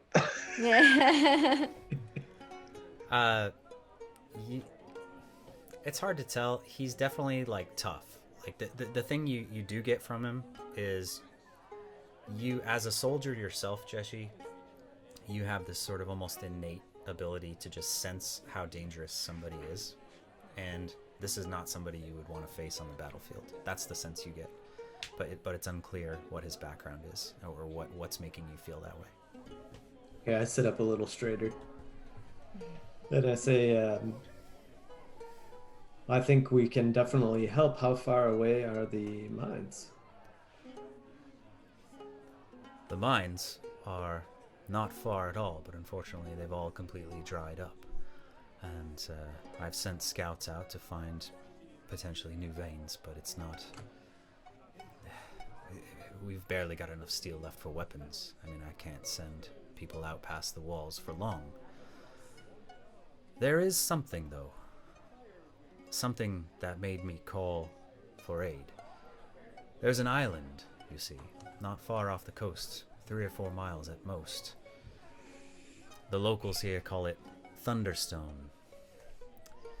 And the rumors and the records that we have from the city before it fell were that there's an old dwarven mine on this island.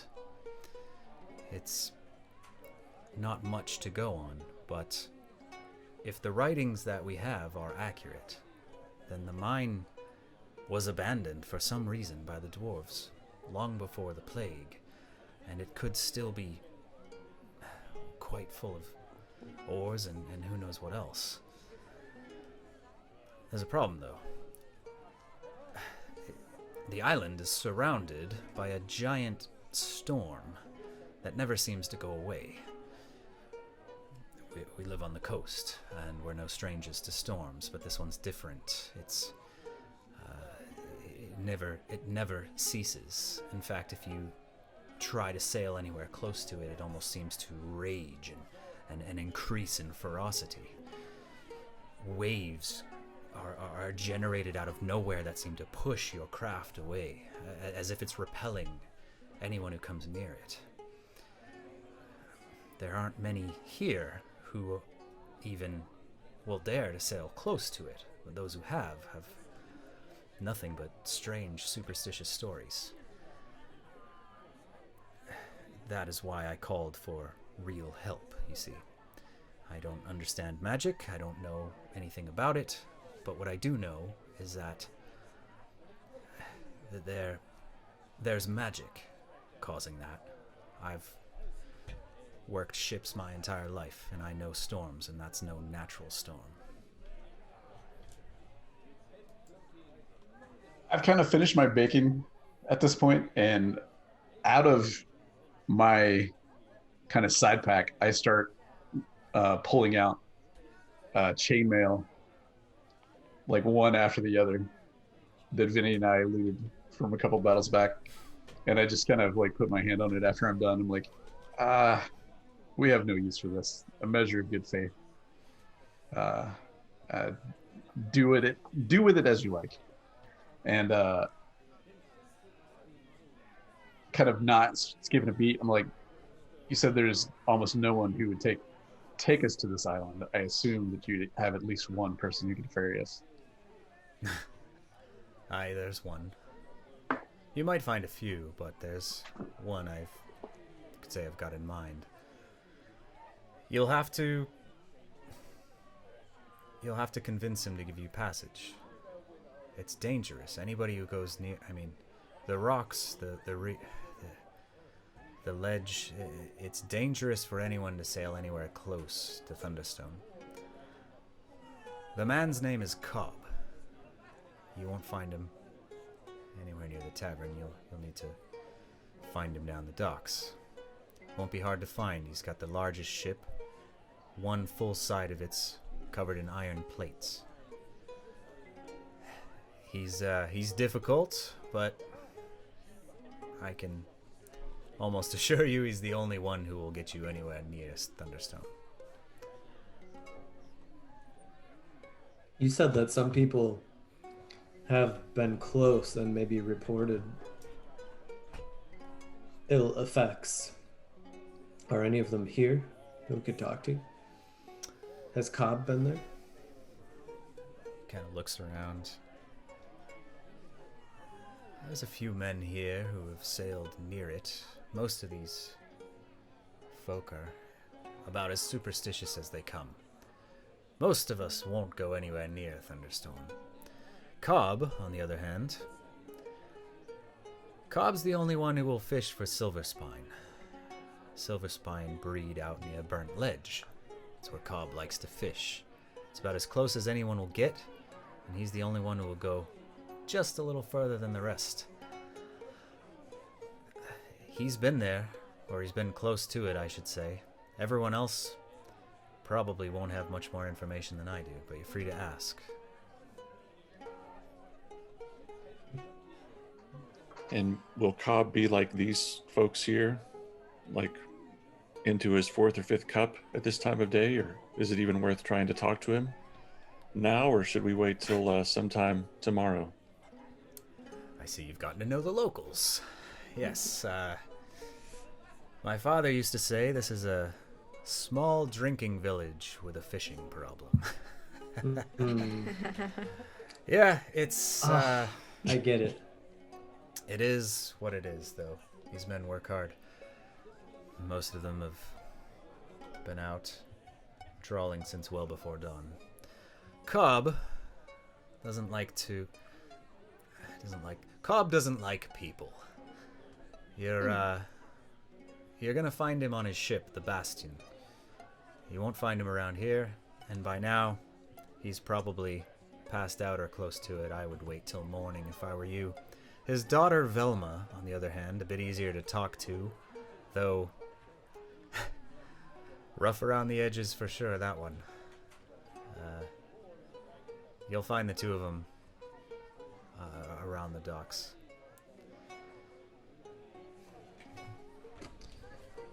Yeah, so what else is going on here? So, how are the defenses of the city? If we're going to be here for a while, I'd love to contribute how I can. Well, as you can probably tell, it used to be a much larger city than it is now. After the wasting death, story. it never really recovered.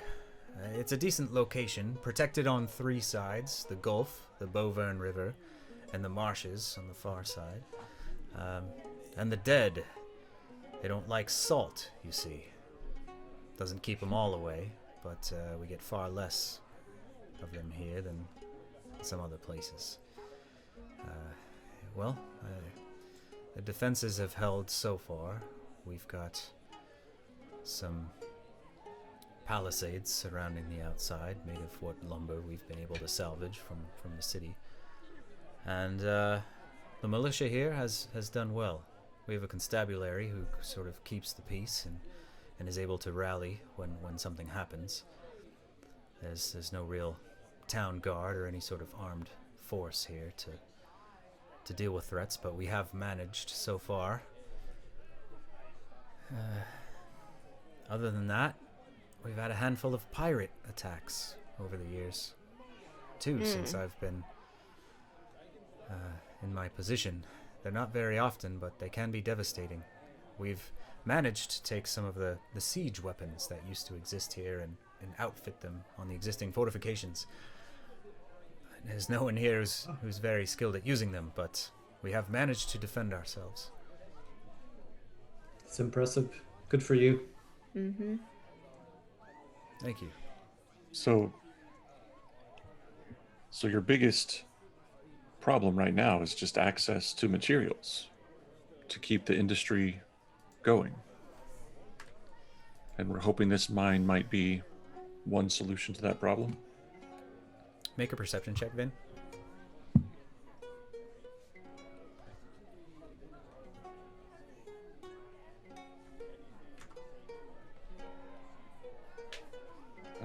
15. Okay. So as you, Emmy has left the room, and she's Yeah, gone off to do that's right. something, and you're finally You're paying attention to focused. this conversation for the first time, and you look over and you ask your question, and you notice that he sort of he does this in a very subtle way, like almost expertly, like he's very political about it, but he kind of like casually kind of looks around to see who else might be in earshot, and he kind of leans in a little. He's very sort of not overtly doing this. He's very sort of like trying to hide it, but you notice, and he kind of leans in, and he says, "Aye, the iron is what we need, but it's why we need it that's the problem.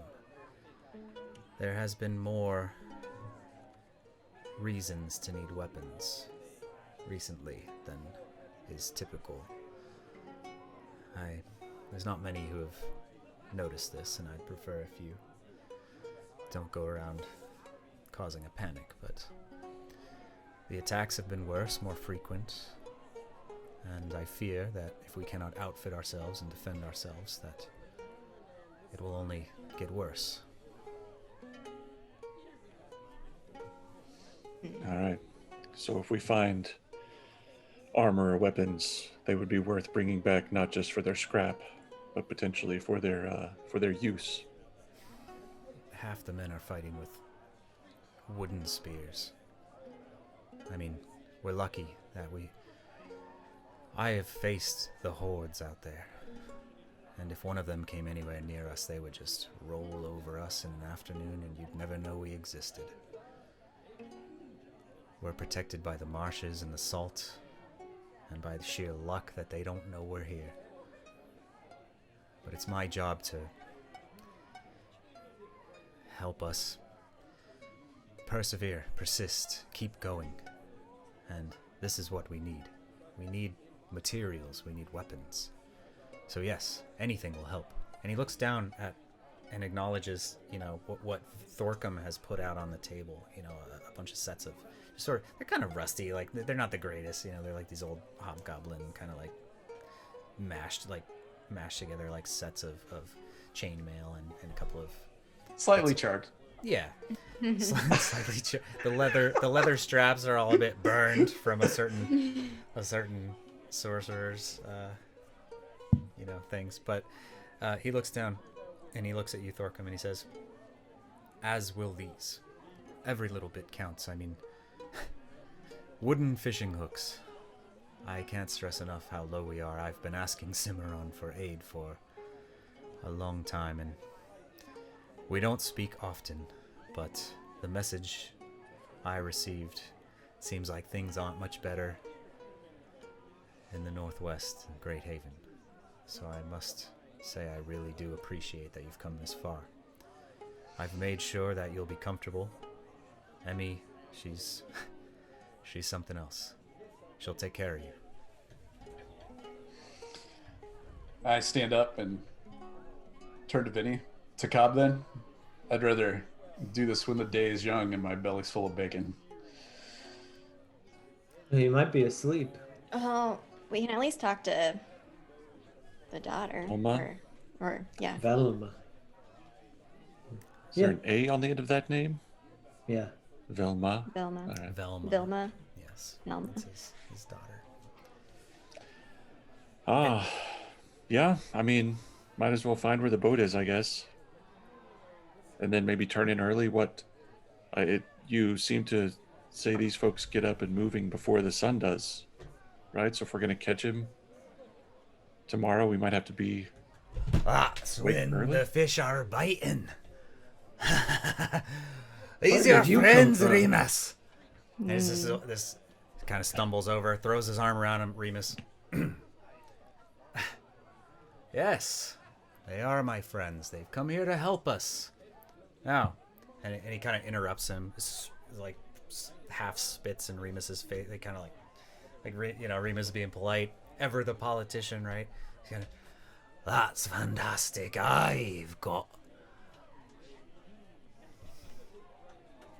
What was I saying? And he sort of starts to fall backwards, and Remus kind of catches him. And yeah, Okay. And he just sort of. And at this point, Belrissa walks back up to the table, and she's got her cat in her hand, and she's just got this sort of like look on her face. I am so sorry. It's Just in time to leave. cat. Just Yeah. in time to leave, Rissa. We'll catch you up in a second. Okay, sounds good. Remus looks over and he looks at Belrissa and he says, "Hello, my name is Remus. I assume you're with them." Belrissa, yeah, me, Ziggy, we're a team. And he reaches down and he takes your hand, and he bows down and he kisses the back of your hand and he says, "That's a lovely cat." Thank you. And he stands up as he does this, and he says, "I need to go tend to a goat, apparently. But if you need anything, please come find me. I'm typically not more than a few shouts away."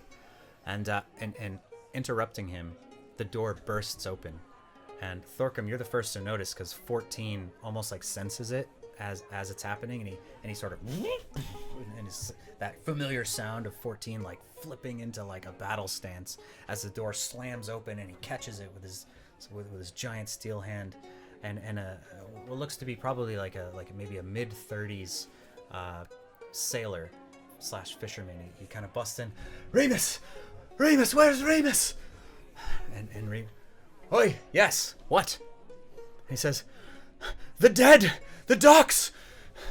And Remus, you could see on his face, and he just his brows raise, and he immediately, his hand just sort of instinctively goes to his blade, and he relaxes and, "What? Now?" And he looks at the lot of you, and he just says, he's just got this look on his face, like it's freaking time, and he just, "With me!" And he darts to the door. Woo! Let's do Let's this. Go. Ziggy, Hammers you out. stay here. Full sprint. All right. The lot of you rush out the door. Is anyone not rushing out the door? Actually, I suppose I should ask. Yeah, Oh, I hand Ziggy over to Emmy. I'm like, take care Oh, of this. I was gonna say like chasing a cat for half an hour and I'll then take such stay good here. care of this cat. I promise I will. And Sparrow's like, I get. And they kind of share this glance, and he starts kind of trying to follow you the best he can.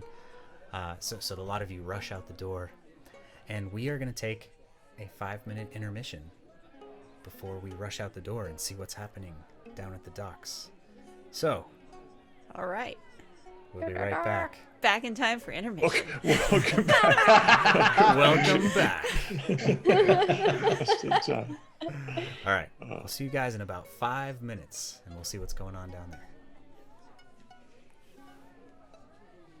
Okay, I love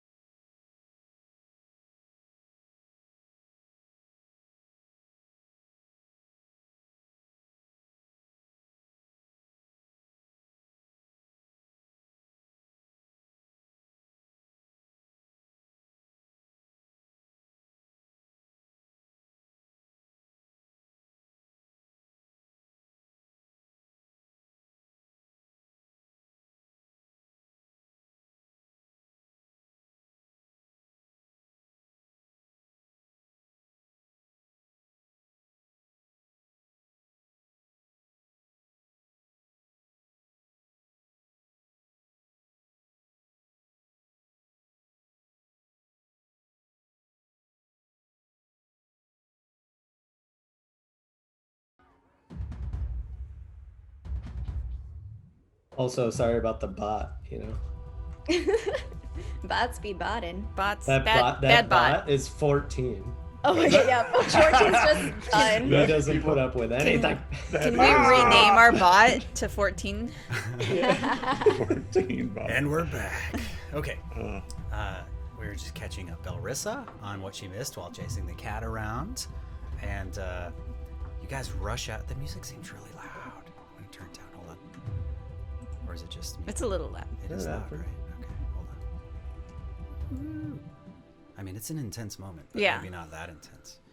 As you rush out onto Harborview Drive, which is kind of that main thoroughfare, and you see Remus. Remus is fast. He's real quick, and you guys have been like on this boat for a while. Nobody's moved in a couple of weeks. You're all a little bit sort of, you're shaking the rust off a little bit. You start running after Remus, who has already drawn his sword, and he's just charges down this side street to an area of the docks that you've never seen before.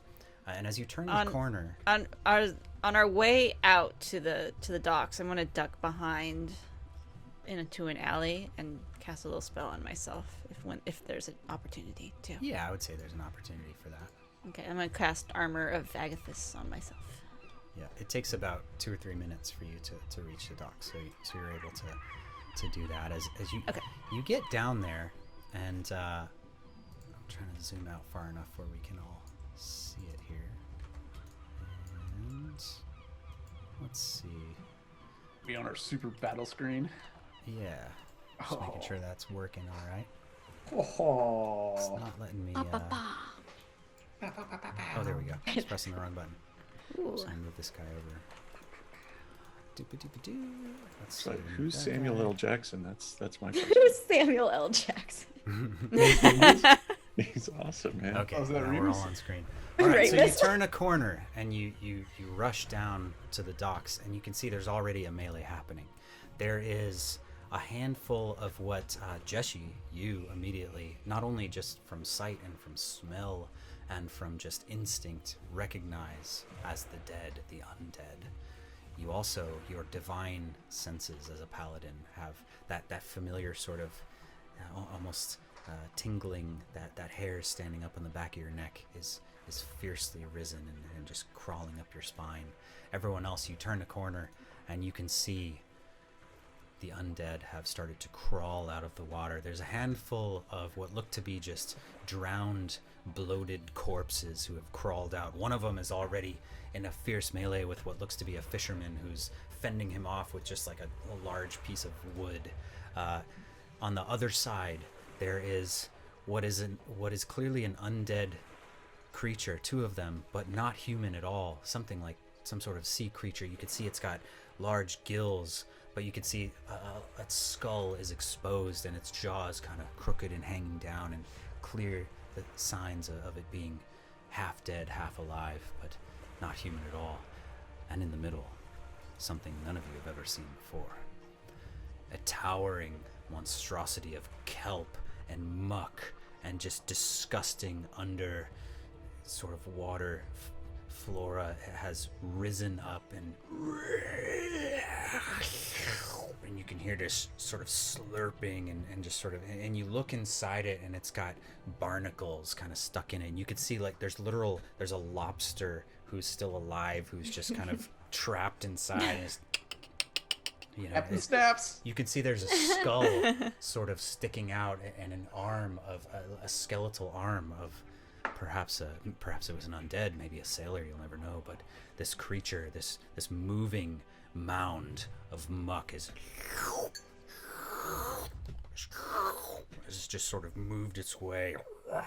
It's this massive towering thing, and right in front of it there's a small, seemingly small in the face of this thing, a dwarf.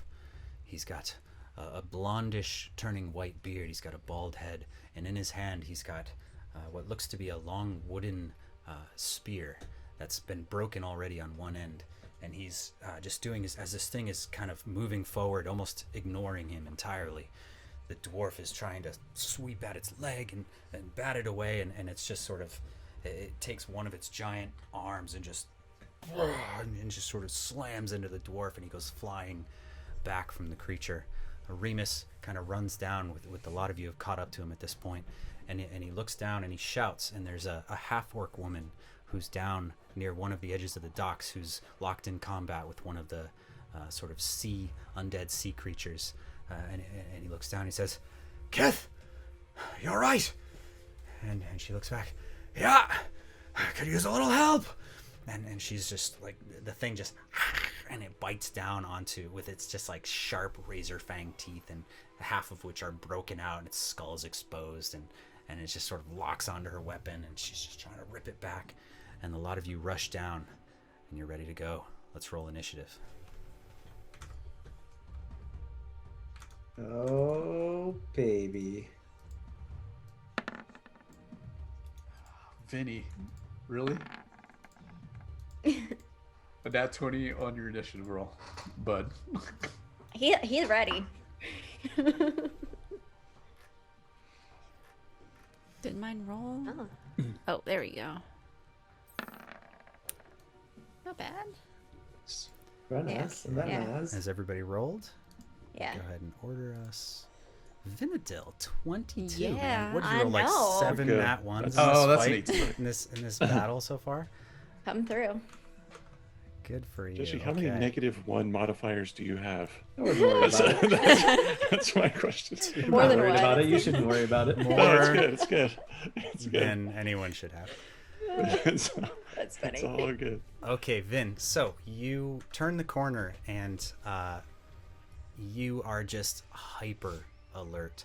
Now, it is the daytime and the sun is shining, which is a bit distracting for you, and it's going to give you a bit of disadvantage in certain places unless you can keep yourself out of the sunlight. As a drow, you are not super fond of bright sort of afternoon sunlight. So, but you managed to duck over next to one of the buildings, and you're kind of tucked into the shadows. And as long as you stay there, you'll be all right. But you're the first to react. What do you want to do? All right. I was told there was something awesome if you went first, but I think that means if they didn't know you were going to attack Yeah, them. yeah. I'm gonna duck in here, kind of in this part of the building. We'll see. Underneath that eave, let me get a feel for how long this is.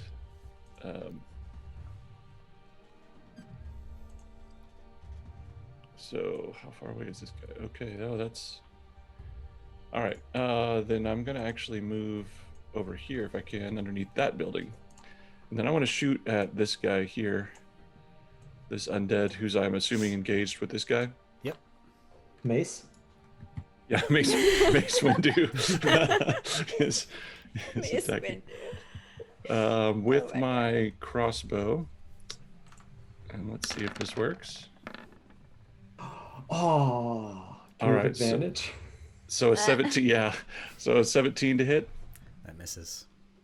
Oh. Oh, wait, Oh, sorry. 17. No, I was looking at the wrong thing. No, it doesn't. Oh. I was gonna say, oh my god. Oh my god. The zombie does a backflip and lands on I a mean- split. And it's just like catches your crossbow bolt and then bites We it did out. No, I'm just just kidding. level up, I guess. No, so, you. No, I was looking at the yeah. wrong thing. Sorry. It definitely hits. So this, and it just sort of raises its arm, and it's just gonna like flail down, and you shoot you kind of kneel down, shoot your crossbow, and you hit it right in the shoulder, and it sort of kind of spins backwards as you hit it. Go ahead and roll damage. So that's 8 damage and then 8 sneak attack. So 16 total. 16 total. Very nice. Well done. Okay. And that's it. All right. Next up is Jeshi, who I would also like to comment. Typically rolls like less than 5 on initiative. I don't think I've ever rolled double-digit initiative, and you rolled an 18, sir. Well Zero. done. Pretty I much. say Zero. initiative 0. This is just a night to remember. Initiative 0. That's right. Exactly. Yeah, you literally gonna- rolled a 0 last time on initiative. It's true. You don't I even know. get a It's- turn. You're just done. It's gonna happen. I'm just gonna bum rush the biggest, scariest thing that I've ever seen. Oh my god. I'm gonna run to this dwarf's side. and swing away. Okay. Okay. Here I go. Attack number 1, 18 to hit. And that hits. It's very Okay. large, and there's a lot of like parts. So it seems vaguely humanoid. It's got 2 legs and 2 arms, but also it's just got these tendrils of like various plants and like underwater coral and like weird stuff coming off of it. Okay. Is it undead or fiend? It's not undead or fiend. Okay, 10 crushing damage. Okay. I'm gonna attack again. Ooh, not very good. 12. 12 double checking, does not hit. Nope. Okay. So you take your giant hammer, your hammer known as Dark Forge, which is this sort of very large 2-handed war hammer, and it's just this sort of jet black, almost onyx stone with these intricately carved mithril runes in it. And Sorry. you just take it up and It's one-handed. it's one-handed. Yeah, I have a shield. You're right. It can be held with 2 hands, but he's Yes, wielding it it with can. 1 hand, as his shield is in I'm his a other hand. beast. The only high stat I have is strength, so you gotta give me There this. you go. Yeah. You're good. So you take your you kind of like whip out the hammer and you grab it with 1 hand. This is a hammer that any sort of typical fighter would need 2 hands to wield, but Jeshi just whips it up with 1 hand like it's a toothpick, and you slam it into the side of this creature, and it doesn't even budge. It's just like, and kind of looks down and just like doesn't even care.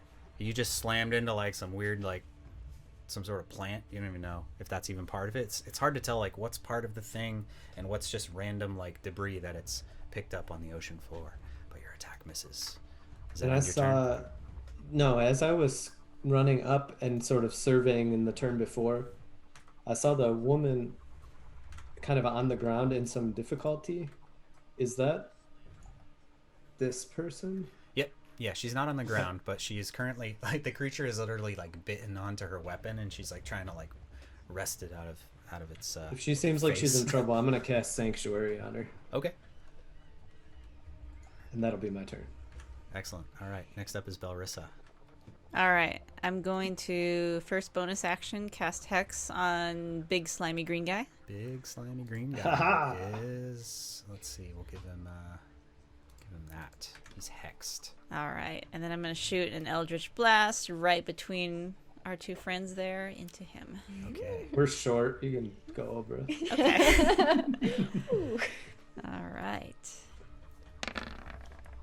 And 21 to hit, That definitely hits. Yeah. and 16 damage. 16 damage. Great. So as I'm doing that, what is your Eldritch Blast?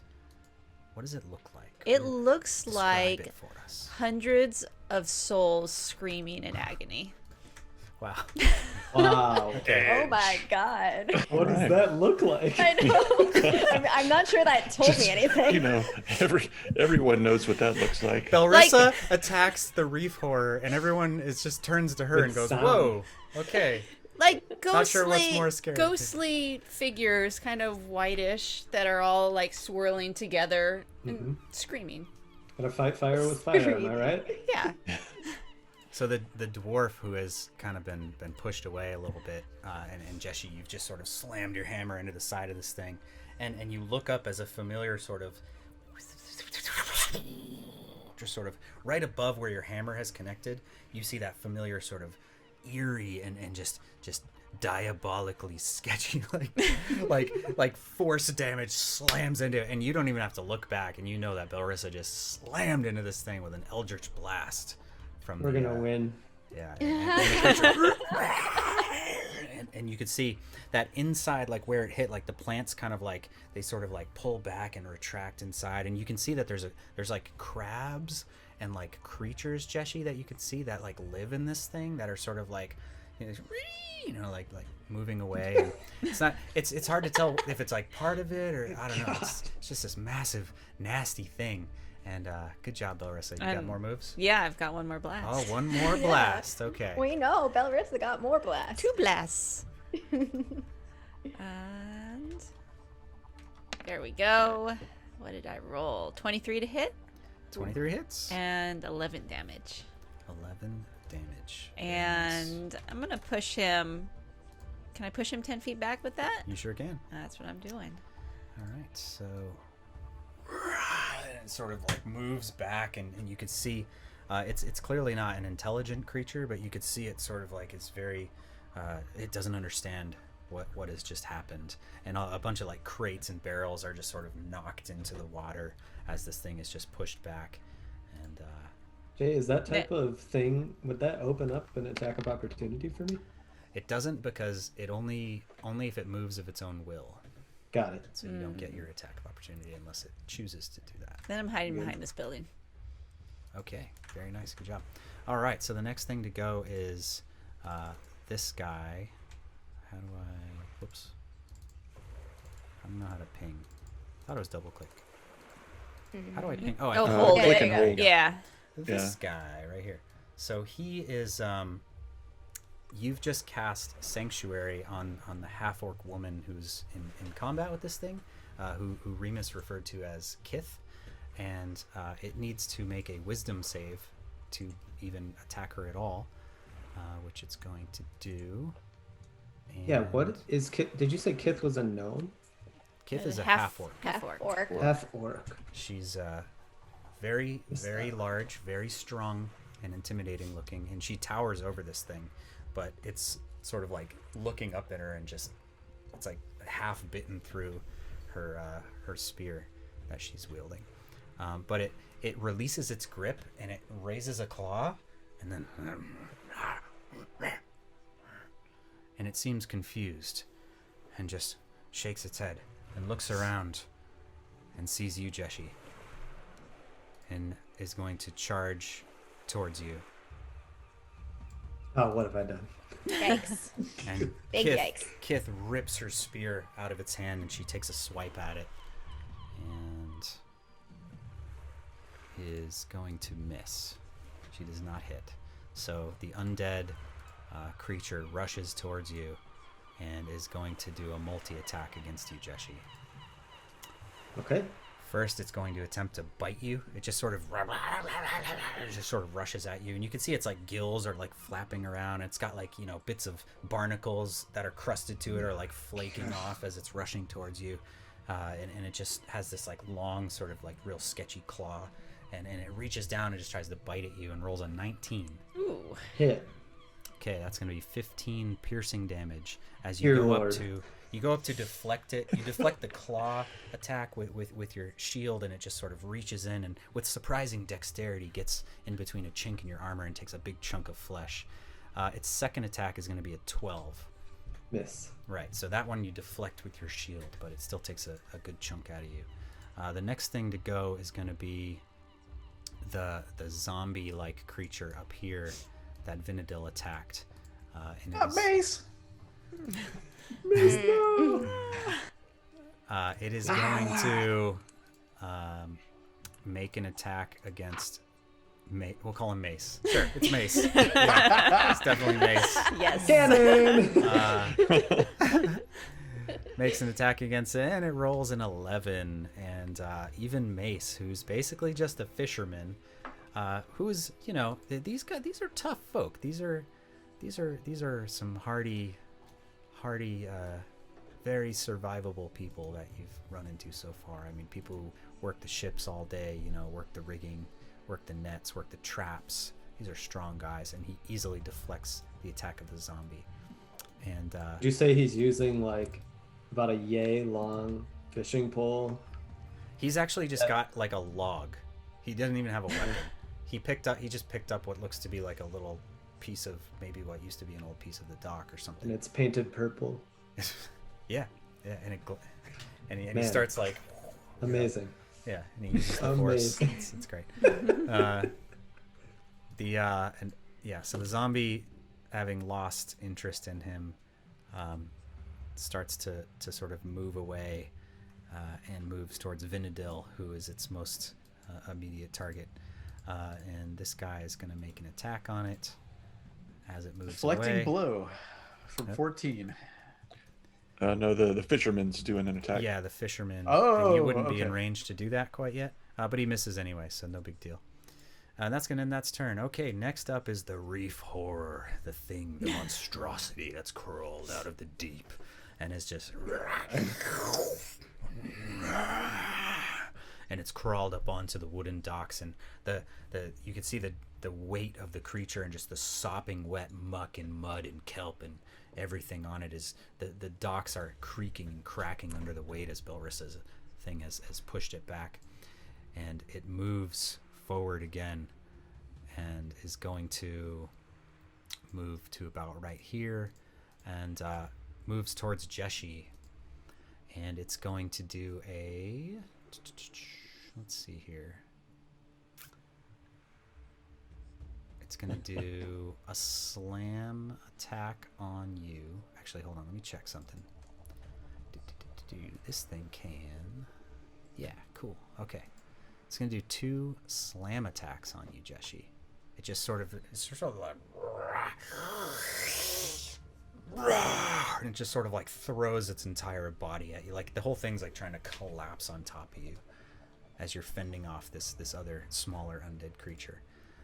First attack is a 25. Holy. Jeshi. That's going to hit you for 8. And the second attack is a 22. It.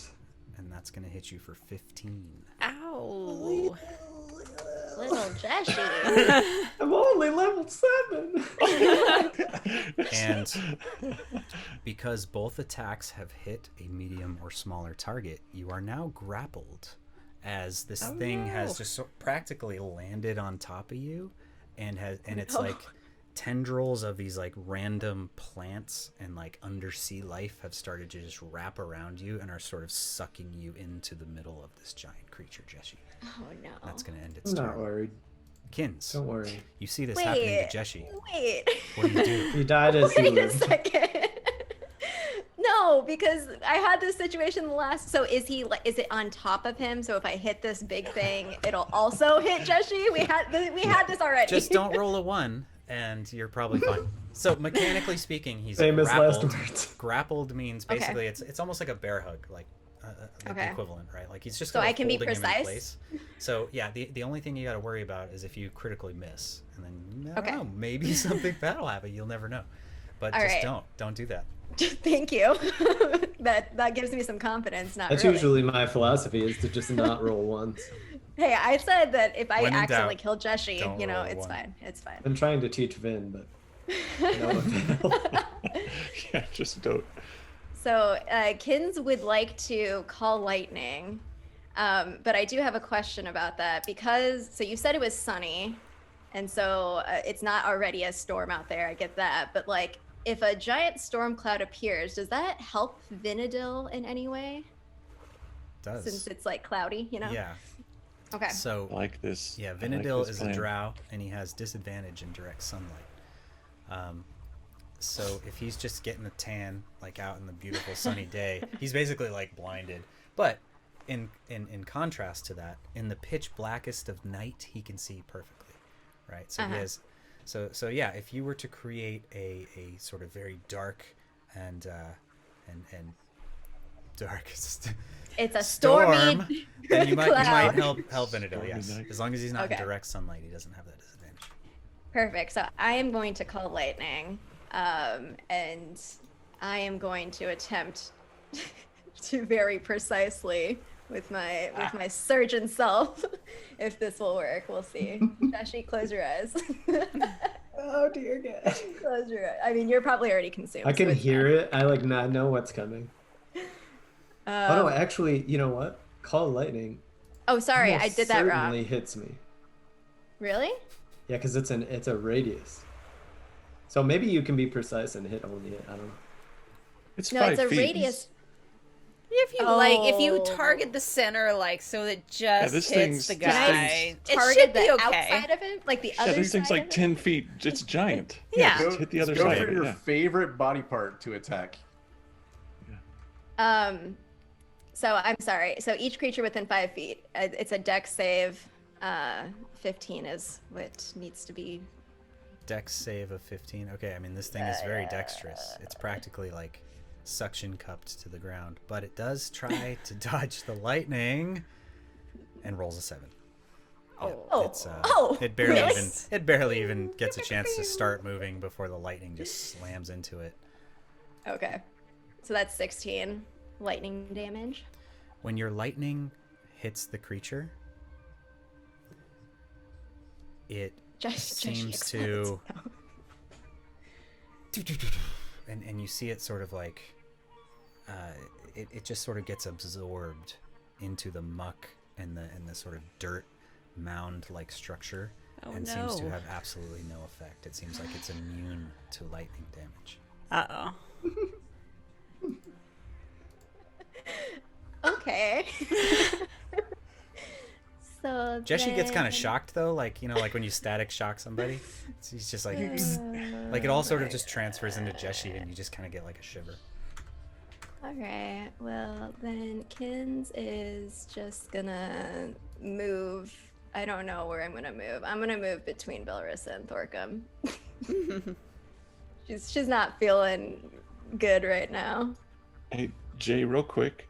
Maybe I just don't see it, but I don't see our friend Remus on the board. Remus left us. He's like, you guys take care of this. So, if that's intended, then cool. But I just didn't know if it is intended. Yeah, he's okay. Cool. Oh my God. He's not here. He's basically like shouting orders, and he's sort of awesome.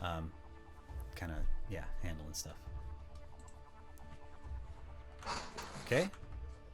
Now Thorcum, you're up. So you've just witnessed as Kins used like her ultimate attack, and the thing just sort of shrugged it off like it's nothing.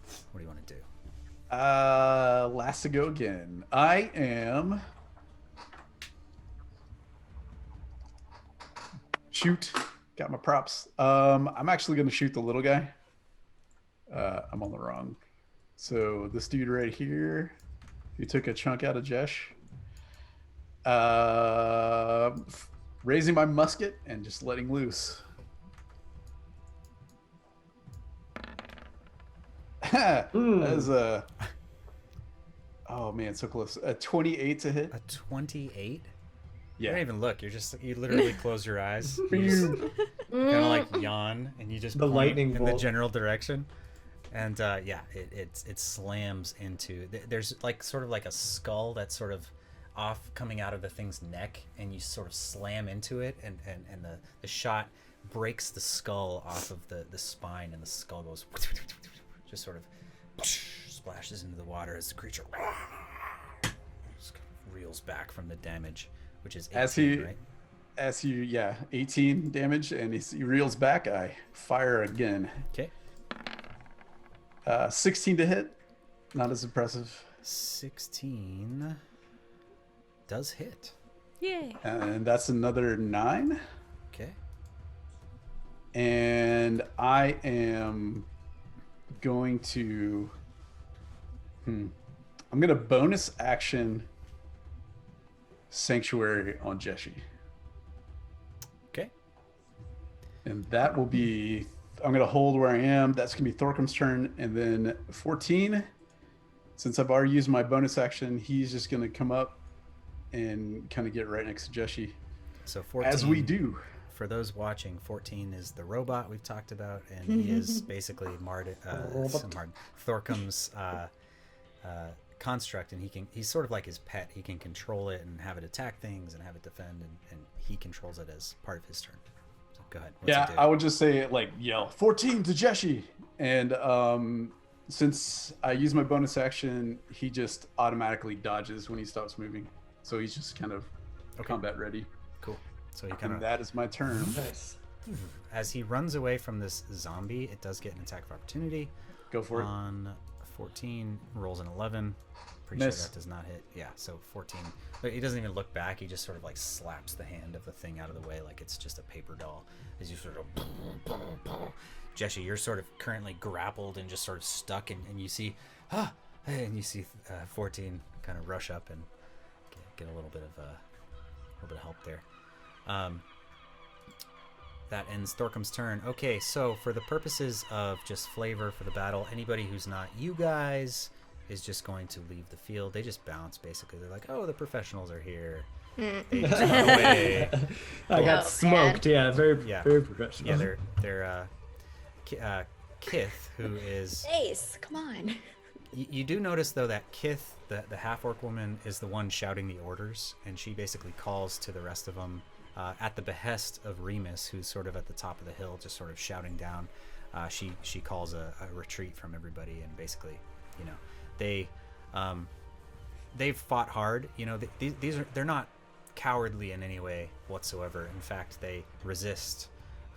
They don't quite understand what's going on until they kind of get a chance to look around and realize that you guys are you know, proper warriors, and they reluctantly fall back and let you handle it. This guy over here is going to rush up around, let's see, 10, 20, can it? What? 10, 20, 30. Yeah, it only makes it to here and actually cannot attack. Let me just make sure. Yeah, okay, then it's going to use its bonus action to dash, which allows it, since it can't attack because it's not close enough to anybody, for those of you watching, it is going to instead use its action to basically run further, which puts it right up in your business. But it still can't attack you because it already used its action. So this thing just sort of sweeps around the back of the building, and it moves with this unnatural speed. It's just it's sort of like almost like its joints are being propelled by some sort of otherworldly force as it just sort of whips around the corner, and the momentum almost slams it into this building as it kind of careens around and stops right next to you. Last but not least is this zombie like creature, this humanoid kind of still kind of crawling out of the muck in the crawls over this little wall here, and is just going to basically rush up towards Vinadil, and is going to just basically slam part of its body into Vin, and rolls a 22 to hit you, Vin. And then it rolls again at disadvantage. Oh, yes, you're right. Oh. So Vinadil has a cloak, you see, a special cloak. It allows him to displace his person. He almost looks like a shimmering mirror image of himself. And when anything attacks him, he starts to sort of shimmer back and forth, and the thing gets real confused and gets disadvantage, which in Dungeons & Dragons 5th edition means it has to roll twice and take the lower of the two rolls. And in this case, the lower of the two rolls is an 18. Well, that still hits. Still hits you. And it hits you for seven bludgeoning damage as this thing just sort of like it's like the most inelegant attack ever. It just sort of like literally just tries to run and slam into you. Doesn't care if it can see you or not. But as soon as it does hit you, the shimmering seems to cease for a minute. And Vinadil's visage comes into clear view after taking some damage. That's going to end its turn, and we're back at the top of the round, which is Vin. It's your turn. What are you going to do? You got two of these wet, dripping, sopping, bloated zombies all up in your business. No, which with the beginning of my turn, it does reset the shimmer effect. But I'm going to, with my bonus action, disengage and leave these two guys. Ew. I'm going to look over at Thorkum and just kind of shrug and I'm sorry. And I'm going to run over here. Run away! Underneath this ledge and shoot at this guy that Thorkum hopefully almost killed with my crossbow. Which guy? So Sorry, 20 I missed. Did you? Little guy. The guy by just little Jeshi. guy. Oh, that guy. Okay, great. So it's a 24 to hit Hits. and then 15 damage. 15. Very nice. Okay. And that's my turn. Excellent. Jeshi, you're up. So you are currently grappled. Now, you can still attack. you're going to have disadvantage on the attack because you're sort of bound. What you can't do is move. You're stuck. You can either just kind of like take it and you can just go for the attack, or you can try to break free of the grapple, which will be a contest, your strength versus the creature's strength. So for the movement, do you mean physically at all? Could I cast a spell that doesn't make me move? Sorry, it has a movement. It has a movement piece to it, but I don't have to like move any You can move your distance. arms. Like imagine that somebody's bear hugging you and your arms are free, but you just can't walk. You're sort of lifted off the ground. And then a secondary held by thing, this creature. I know that I have Sanctuary on me Yeah. from Thorcum. You do right? now, yeah. So I'm aware of it, and I know the spell. So I will cast at second level Bless. Okay. Which is not aggressive, so I'll maintain Sanctuary, and I'll put it on, since it's second level, I'll put it on me, 14, Vin, and Thorcum is within 30. So it'll be the 4 of us. Okay. Excellent. So And what icon we give you here? How about... Go ahead. that's it. I'll stay in grapple. Okay, so that's your action. I'm going to give you a little icon here to remember that you're blessed. And Thorcum too, you said. Thorcum Vinny. Yep. But not Kins. Nope. Okay. And that's attack and saving throws? That's right. Yeah. I'll link it. Okay, excellent. So that's going to end your turn. It is now Belrissa's turn. Who, All right. This creature is just sort of like raged around this corner and just sort of ran up to you and just sort of lost steam right as it got there, but it's all up in your face. It's right right in your bubble. I don't like this guy being in my bubble. I'm gonna do a repelling blast, and I know I get disadvantage because he's right there, but we're gonna try it. Okay. All right. So here is the first one. Oh my god. Okay. That's a 1. So that's probably the lowest that's gonna be. Go ahead and roll the other one. I just want to see what happens. Okay. Double what? 20? The other one was Okay. you know. So, for all of you who might be new to Dungeons & Dragons, Belrissa rolled a 1 on an attack, which is a critical miss. Which means she doesn't just miss, but she misses real bad. Womp womp. Kins. No! Again! Belrissa! Sorry. Kins, I want you to make a dexterity saving throw. Oh my goodness. Why does this keep happening to me? All right, 13. 13. Okay. So, all right. Belrissa, she's caught off guard. Kins, you look over and you're sort of even a little bit slower even to react. There's so much going on out here. Jeshi's being engulfed by this massive, like, nasty sea muck creature, and nobody notices the creature reeling around the corner until Belrissa turns and just sort of, "What?" And she just sort of like frantically like shoots. But as the creature runs up, it manages to almost like it goes to attack but can't really, and she kind of spins a little bit and slips on a little piece of something on the ground, and her deadly soul attack, Eldritch Blast, fires in your direction. Belrissa, I want you to roll. Sorry. I want you to roll a d8. A D8. You always gotta love when Jay does the little giggle before he starts speaking. 5. Sign of things to come. Yeah, right. Kins, you manage to. She literally falls over, and her gaze doesn't leave the creature, but her hands go this way, and you manage to you like push it out of the way a little bit, but you take 5 damage from the deadly souls or whatever that have just emitted from Belrissa's Screaming souls. screaming souls out of her screaming fingers as she falls over. Again. Yes, so you miss. I'm sorry. Second attack. I'm gonna try it again.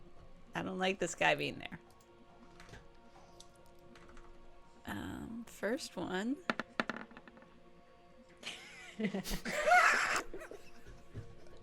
What just happened?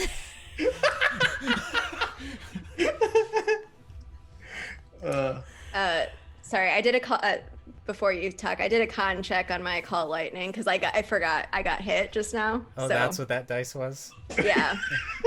Okay, I was Yeah. wondering what the second dice. That was Yeah. okay. So Then you're in the sun. So the storm dissipates, right? Yeah.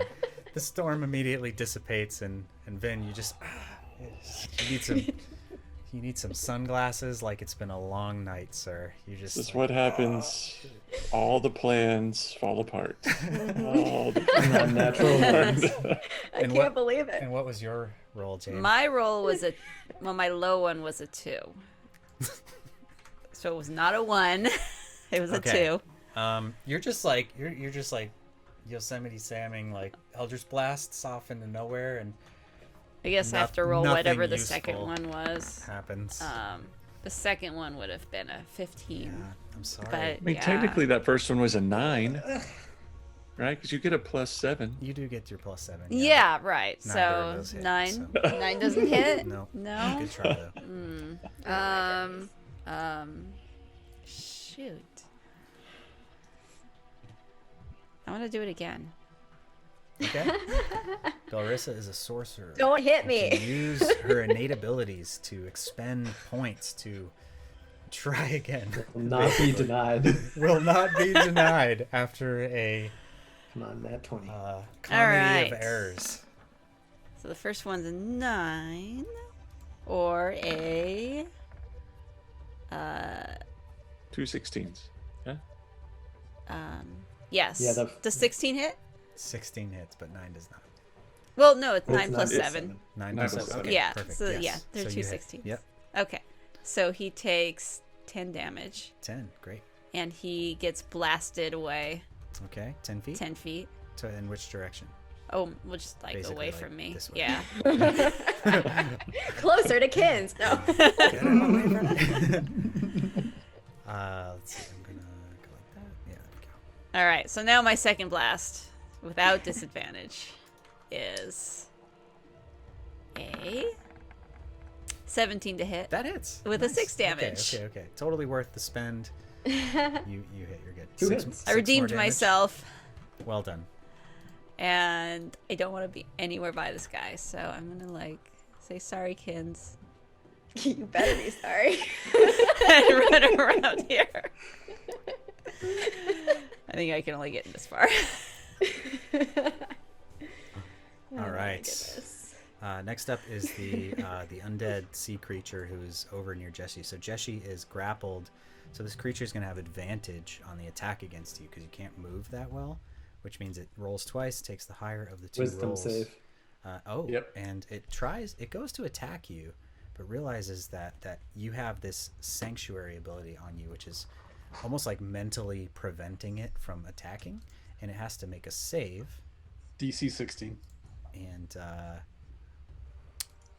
it does not make it. Rolls a 14, and unfortunately, because there's no other enemies nearby, it loses that attack. But it is going to get real confused and look around for somebody else to attack, because that was strange. And it sees a lonely drow huddled against the building. by the Yes! Oh my And god. he's just sort of like, and it just sort of saunters over to you. Jeshi, Saunters. you do get a attack of opportunity, which is if something moves away from you, you can try to like swipe at it. I'm grappled. But you are grappled, so you have disadvantage on this. I won't take it. Not going to take it. Okay, Nope. so the thing just moves over. That ends its turn. Next up is the zombie over here, who's going to just go for the closest thing to it, which is this juicy-looking dwarf that it just sort Juicy. of barrels towards you, and it doesn't even Tastes like slow bacon. down. It literally just is going to like charge into you and like hockey check you and slam right into you, Thorcum. But you easily deflect it as it rolls a 7, and that's going to end its turn. Next up is the massive beast who is currently grappling Jeshi. Now, because Jeshi is grappled by this creature, it is going to use its engulf ability, and it basically just sucks you inside of it Jeshi. That's not an attack. It's not an attack, and it is Okay. not subject to your sanctuary. So it just... And let me just read this. You are blinded, restrained, and unable to breathe. You must succeed on a DC 14 Constitution saving throw at the start of each of the creature's turns, or take damage. So that'll be on its next turn. Okay. And it doesn't say anything about escaping it. So Can't be escaped. you're just dead. permanent You're just done. grapple. It's over. Just Absorption. re-roll. You're done.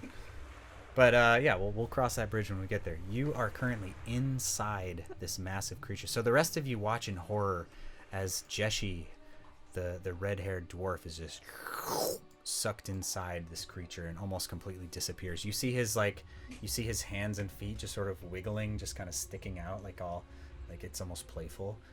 If it wasn't so horrifying, as you can hear him just sort of gasping for breath.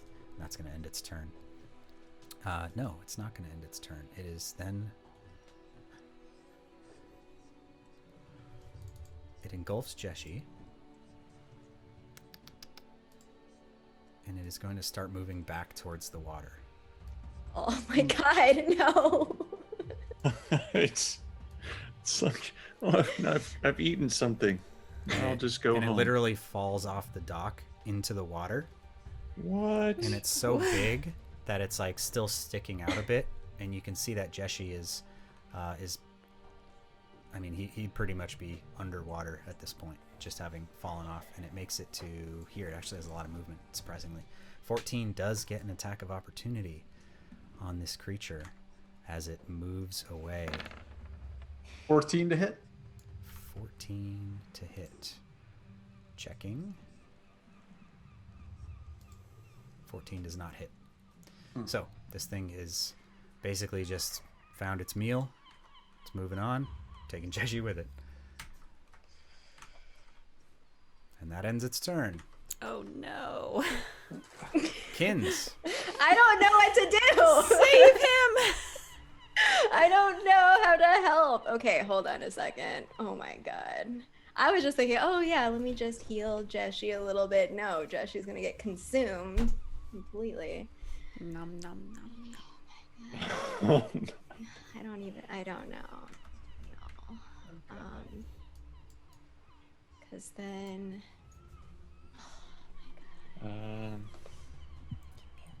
I don't even know if I'm close enough. Jeshi.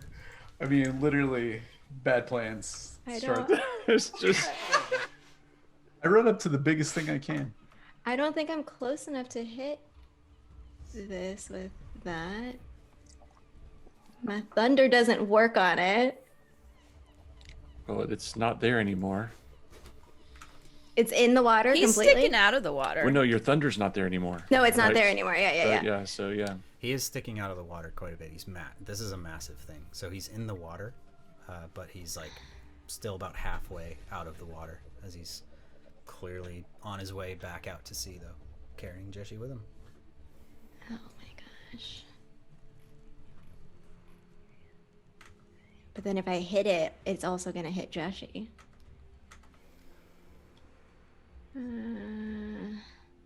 Kins, make a nature check. Oops. Please be so. Oh my god. Ooh. Got to be kidding me. 3. Yeah. You kind of look at it and you're very unsure if you're gonna hit Jeshi or not if you attack this thing. You don't know what to do. Okay. 10 feet wide, 10 feet tall. I don't know. So what I'm leaning towards is a tidal wave. I don't know. I don't want to drown Jeshi even more. So I hope you make the save.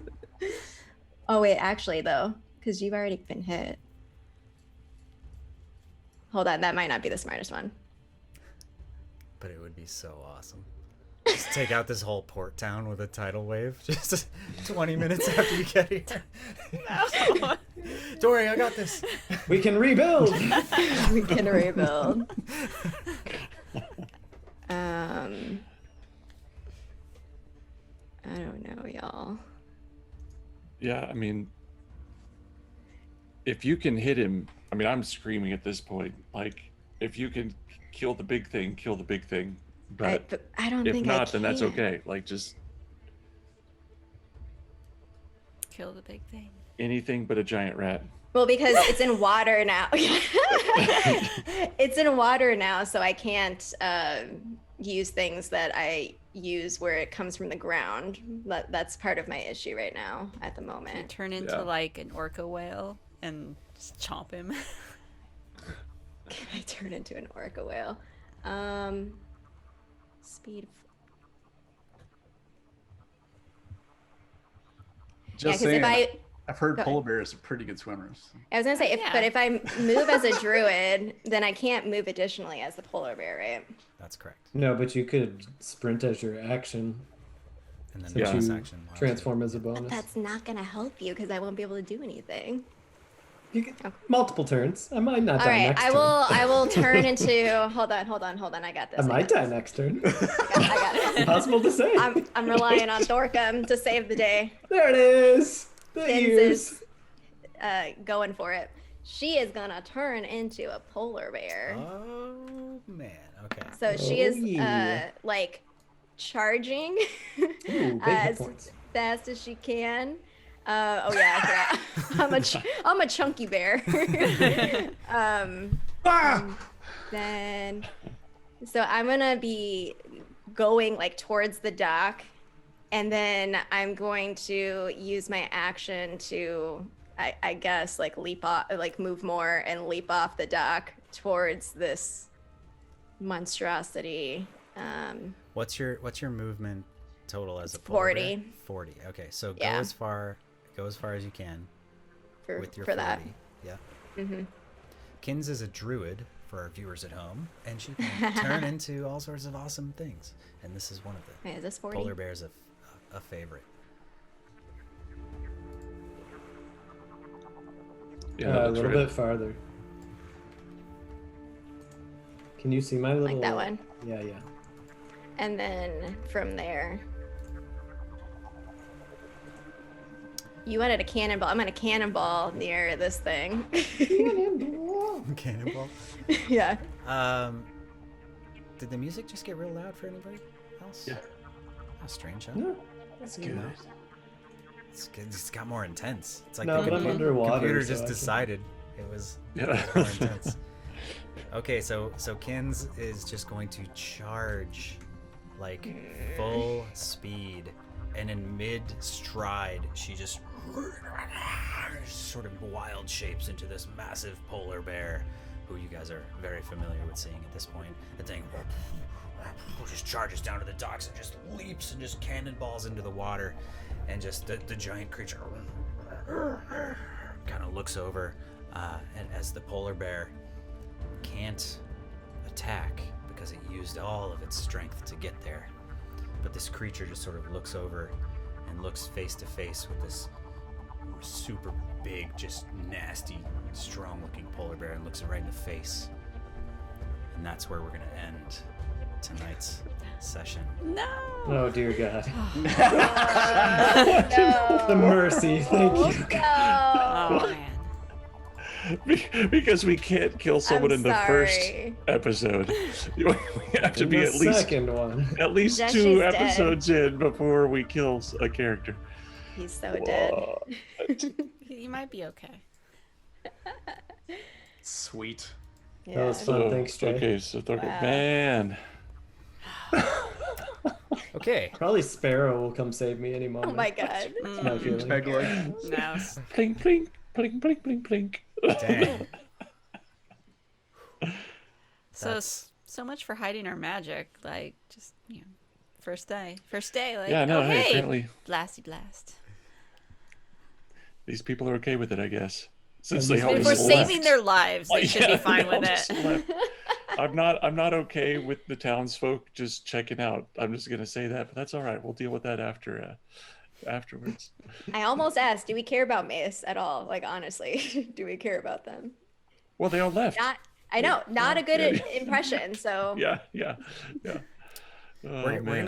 gonna say, for the sake of flavor, that they were still, like Okay. fending off Just various ineffective. attackers in the Just, background as you guys took center okay. stage to you really Okay. fight the main enemies. They did not bail. abandon. They certainly did not abandon you. That is not the people of Portsmouth. Okay. But Oh my for gosh. for the sake of I mechanics, know Mace Windu. yeah, you guys are the main characters, right? He did a barrel roll and like flipped his thing or Oh whatever. my gosh. So you guys did awesome. Really nice job. Fantastic episode 1. We had an ass slap. We had some bacon. We had we almost had a player death immediately, which we still might in episode 2. I'm really excited for next week to see what happens there. That's kind of intense. Didn't expect so many natural ones in episode 1, but hey, maybe that's how that rolls, right? When's our next? So I think we are gonna do like a midweek stream, right, guys? Of some kind. Mm-hmm. Yeah. Yep. This What's that all weekend. about? Chatting, hanging out. But not the game. Mm-hmm. Right. Chat session. Yep. So we'll probably talk about the game, talk about the characters, maybe talk a little bit about what happened before we got to this point. Just hang out.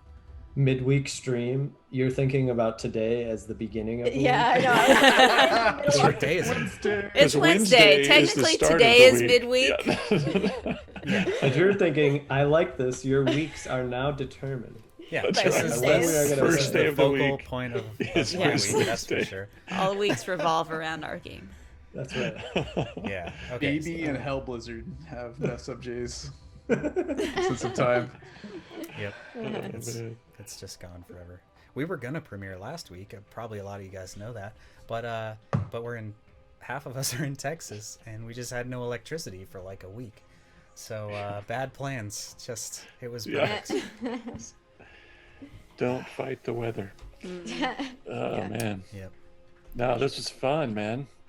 Mm-hmm. And looking forward to get to know Portsmouth and apparently Emmy. Oh my God, Emmy. Oh, who knew Vinadil that was accidentally gonna fell in happen? love via dice rolls. What? That was perfect. Did I miss this? Yes. At least you something good We'll happened talk from about an it on the midweek stream. All right. Yeah, But yeah. hey, everybody else, thank you guys for watching. I hope this was fun. We've never streamed this before. We've been running the game for a while, but we have a lot of fun, obviously. So hopefully you guys did too. We do have a Discord. If you do !Discord, it'll give you the link. We'll also post it in chat too. Yeah, hope to hang with you guys. Want to thank everybody for watching, and we will see you next week. Thank you guys. Yeah, bye guys. Peace.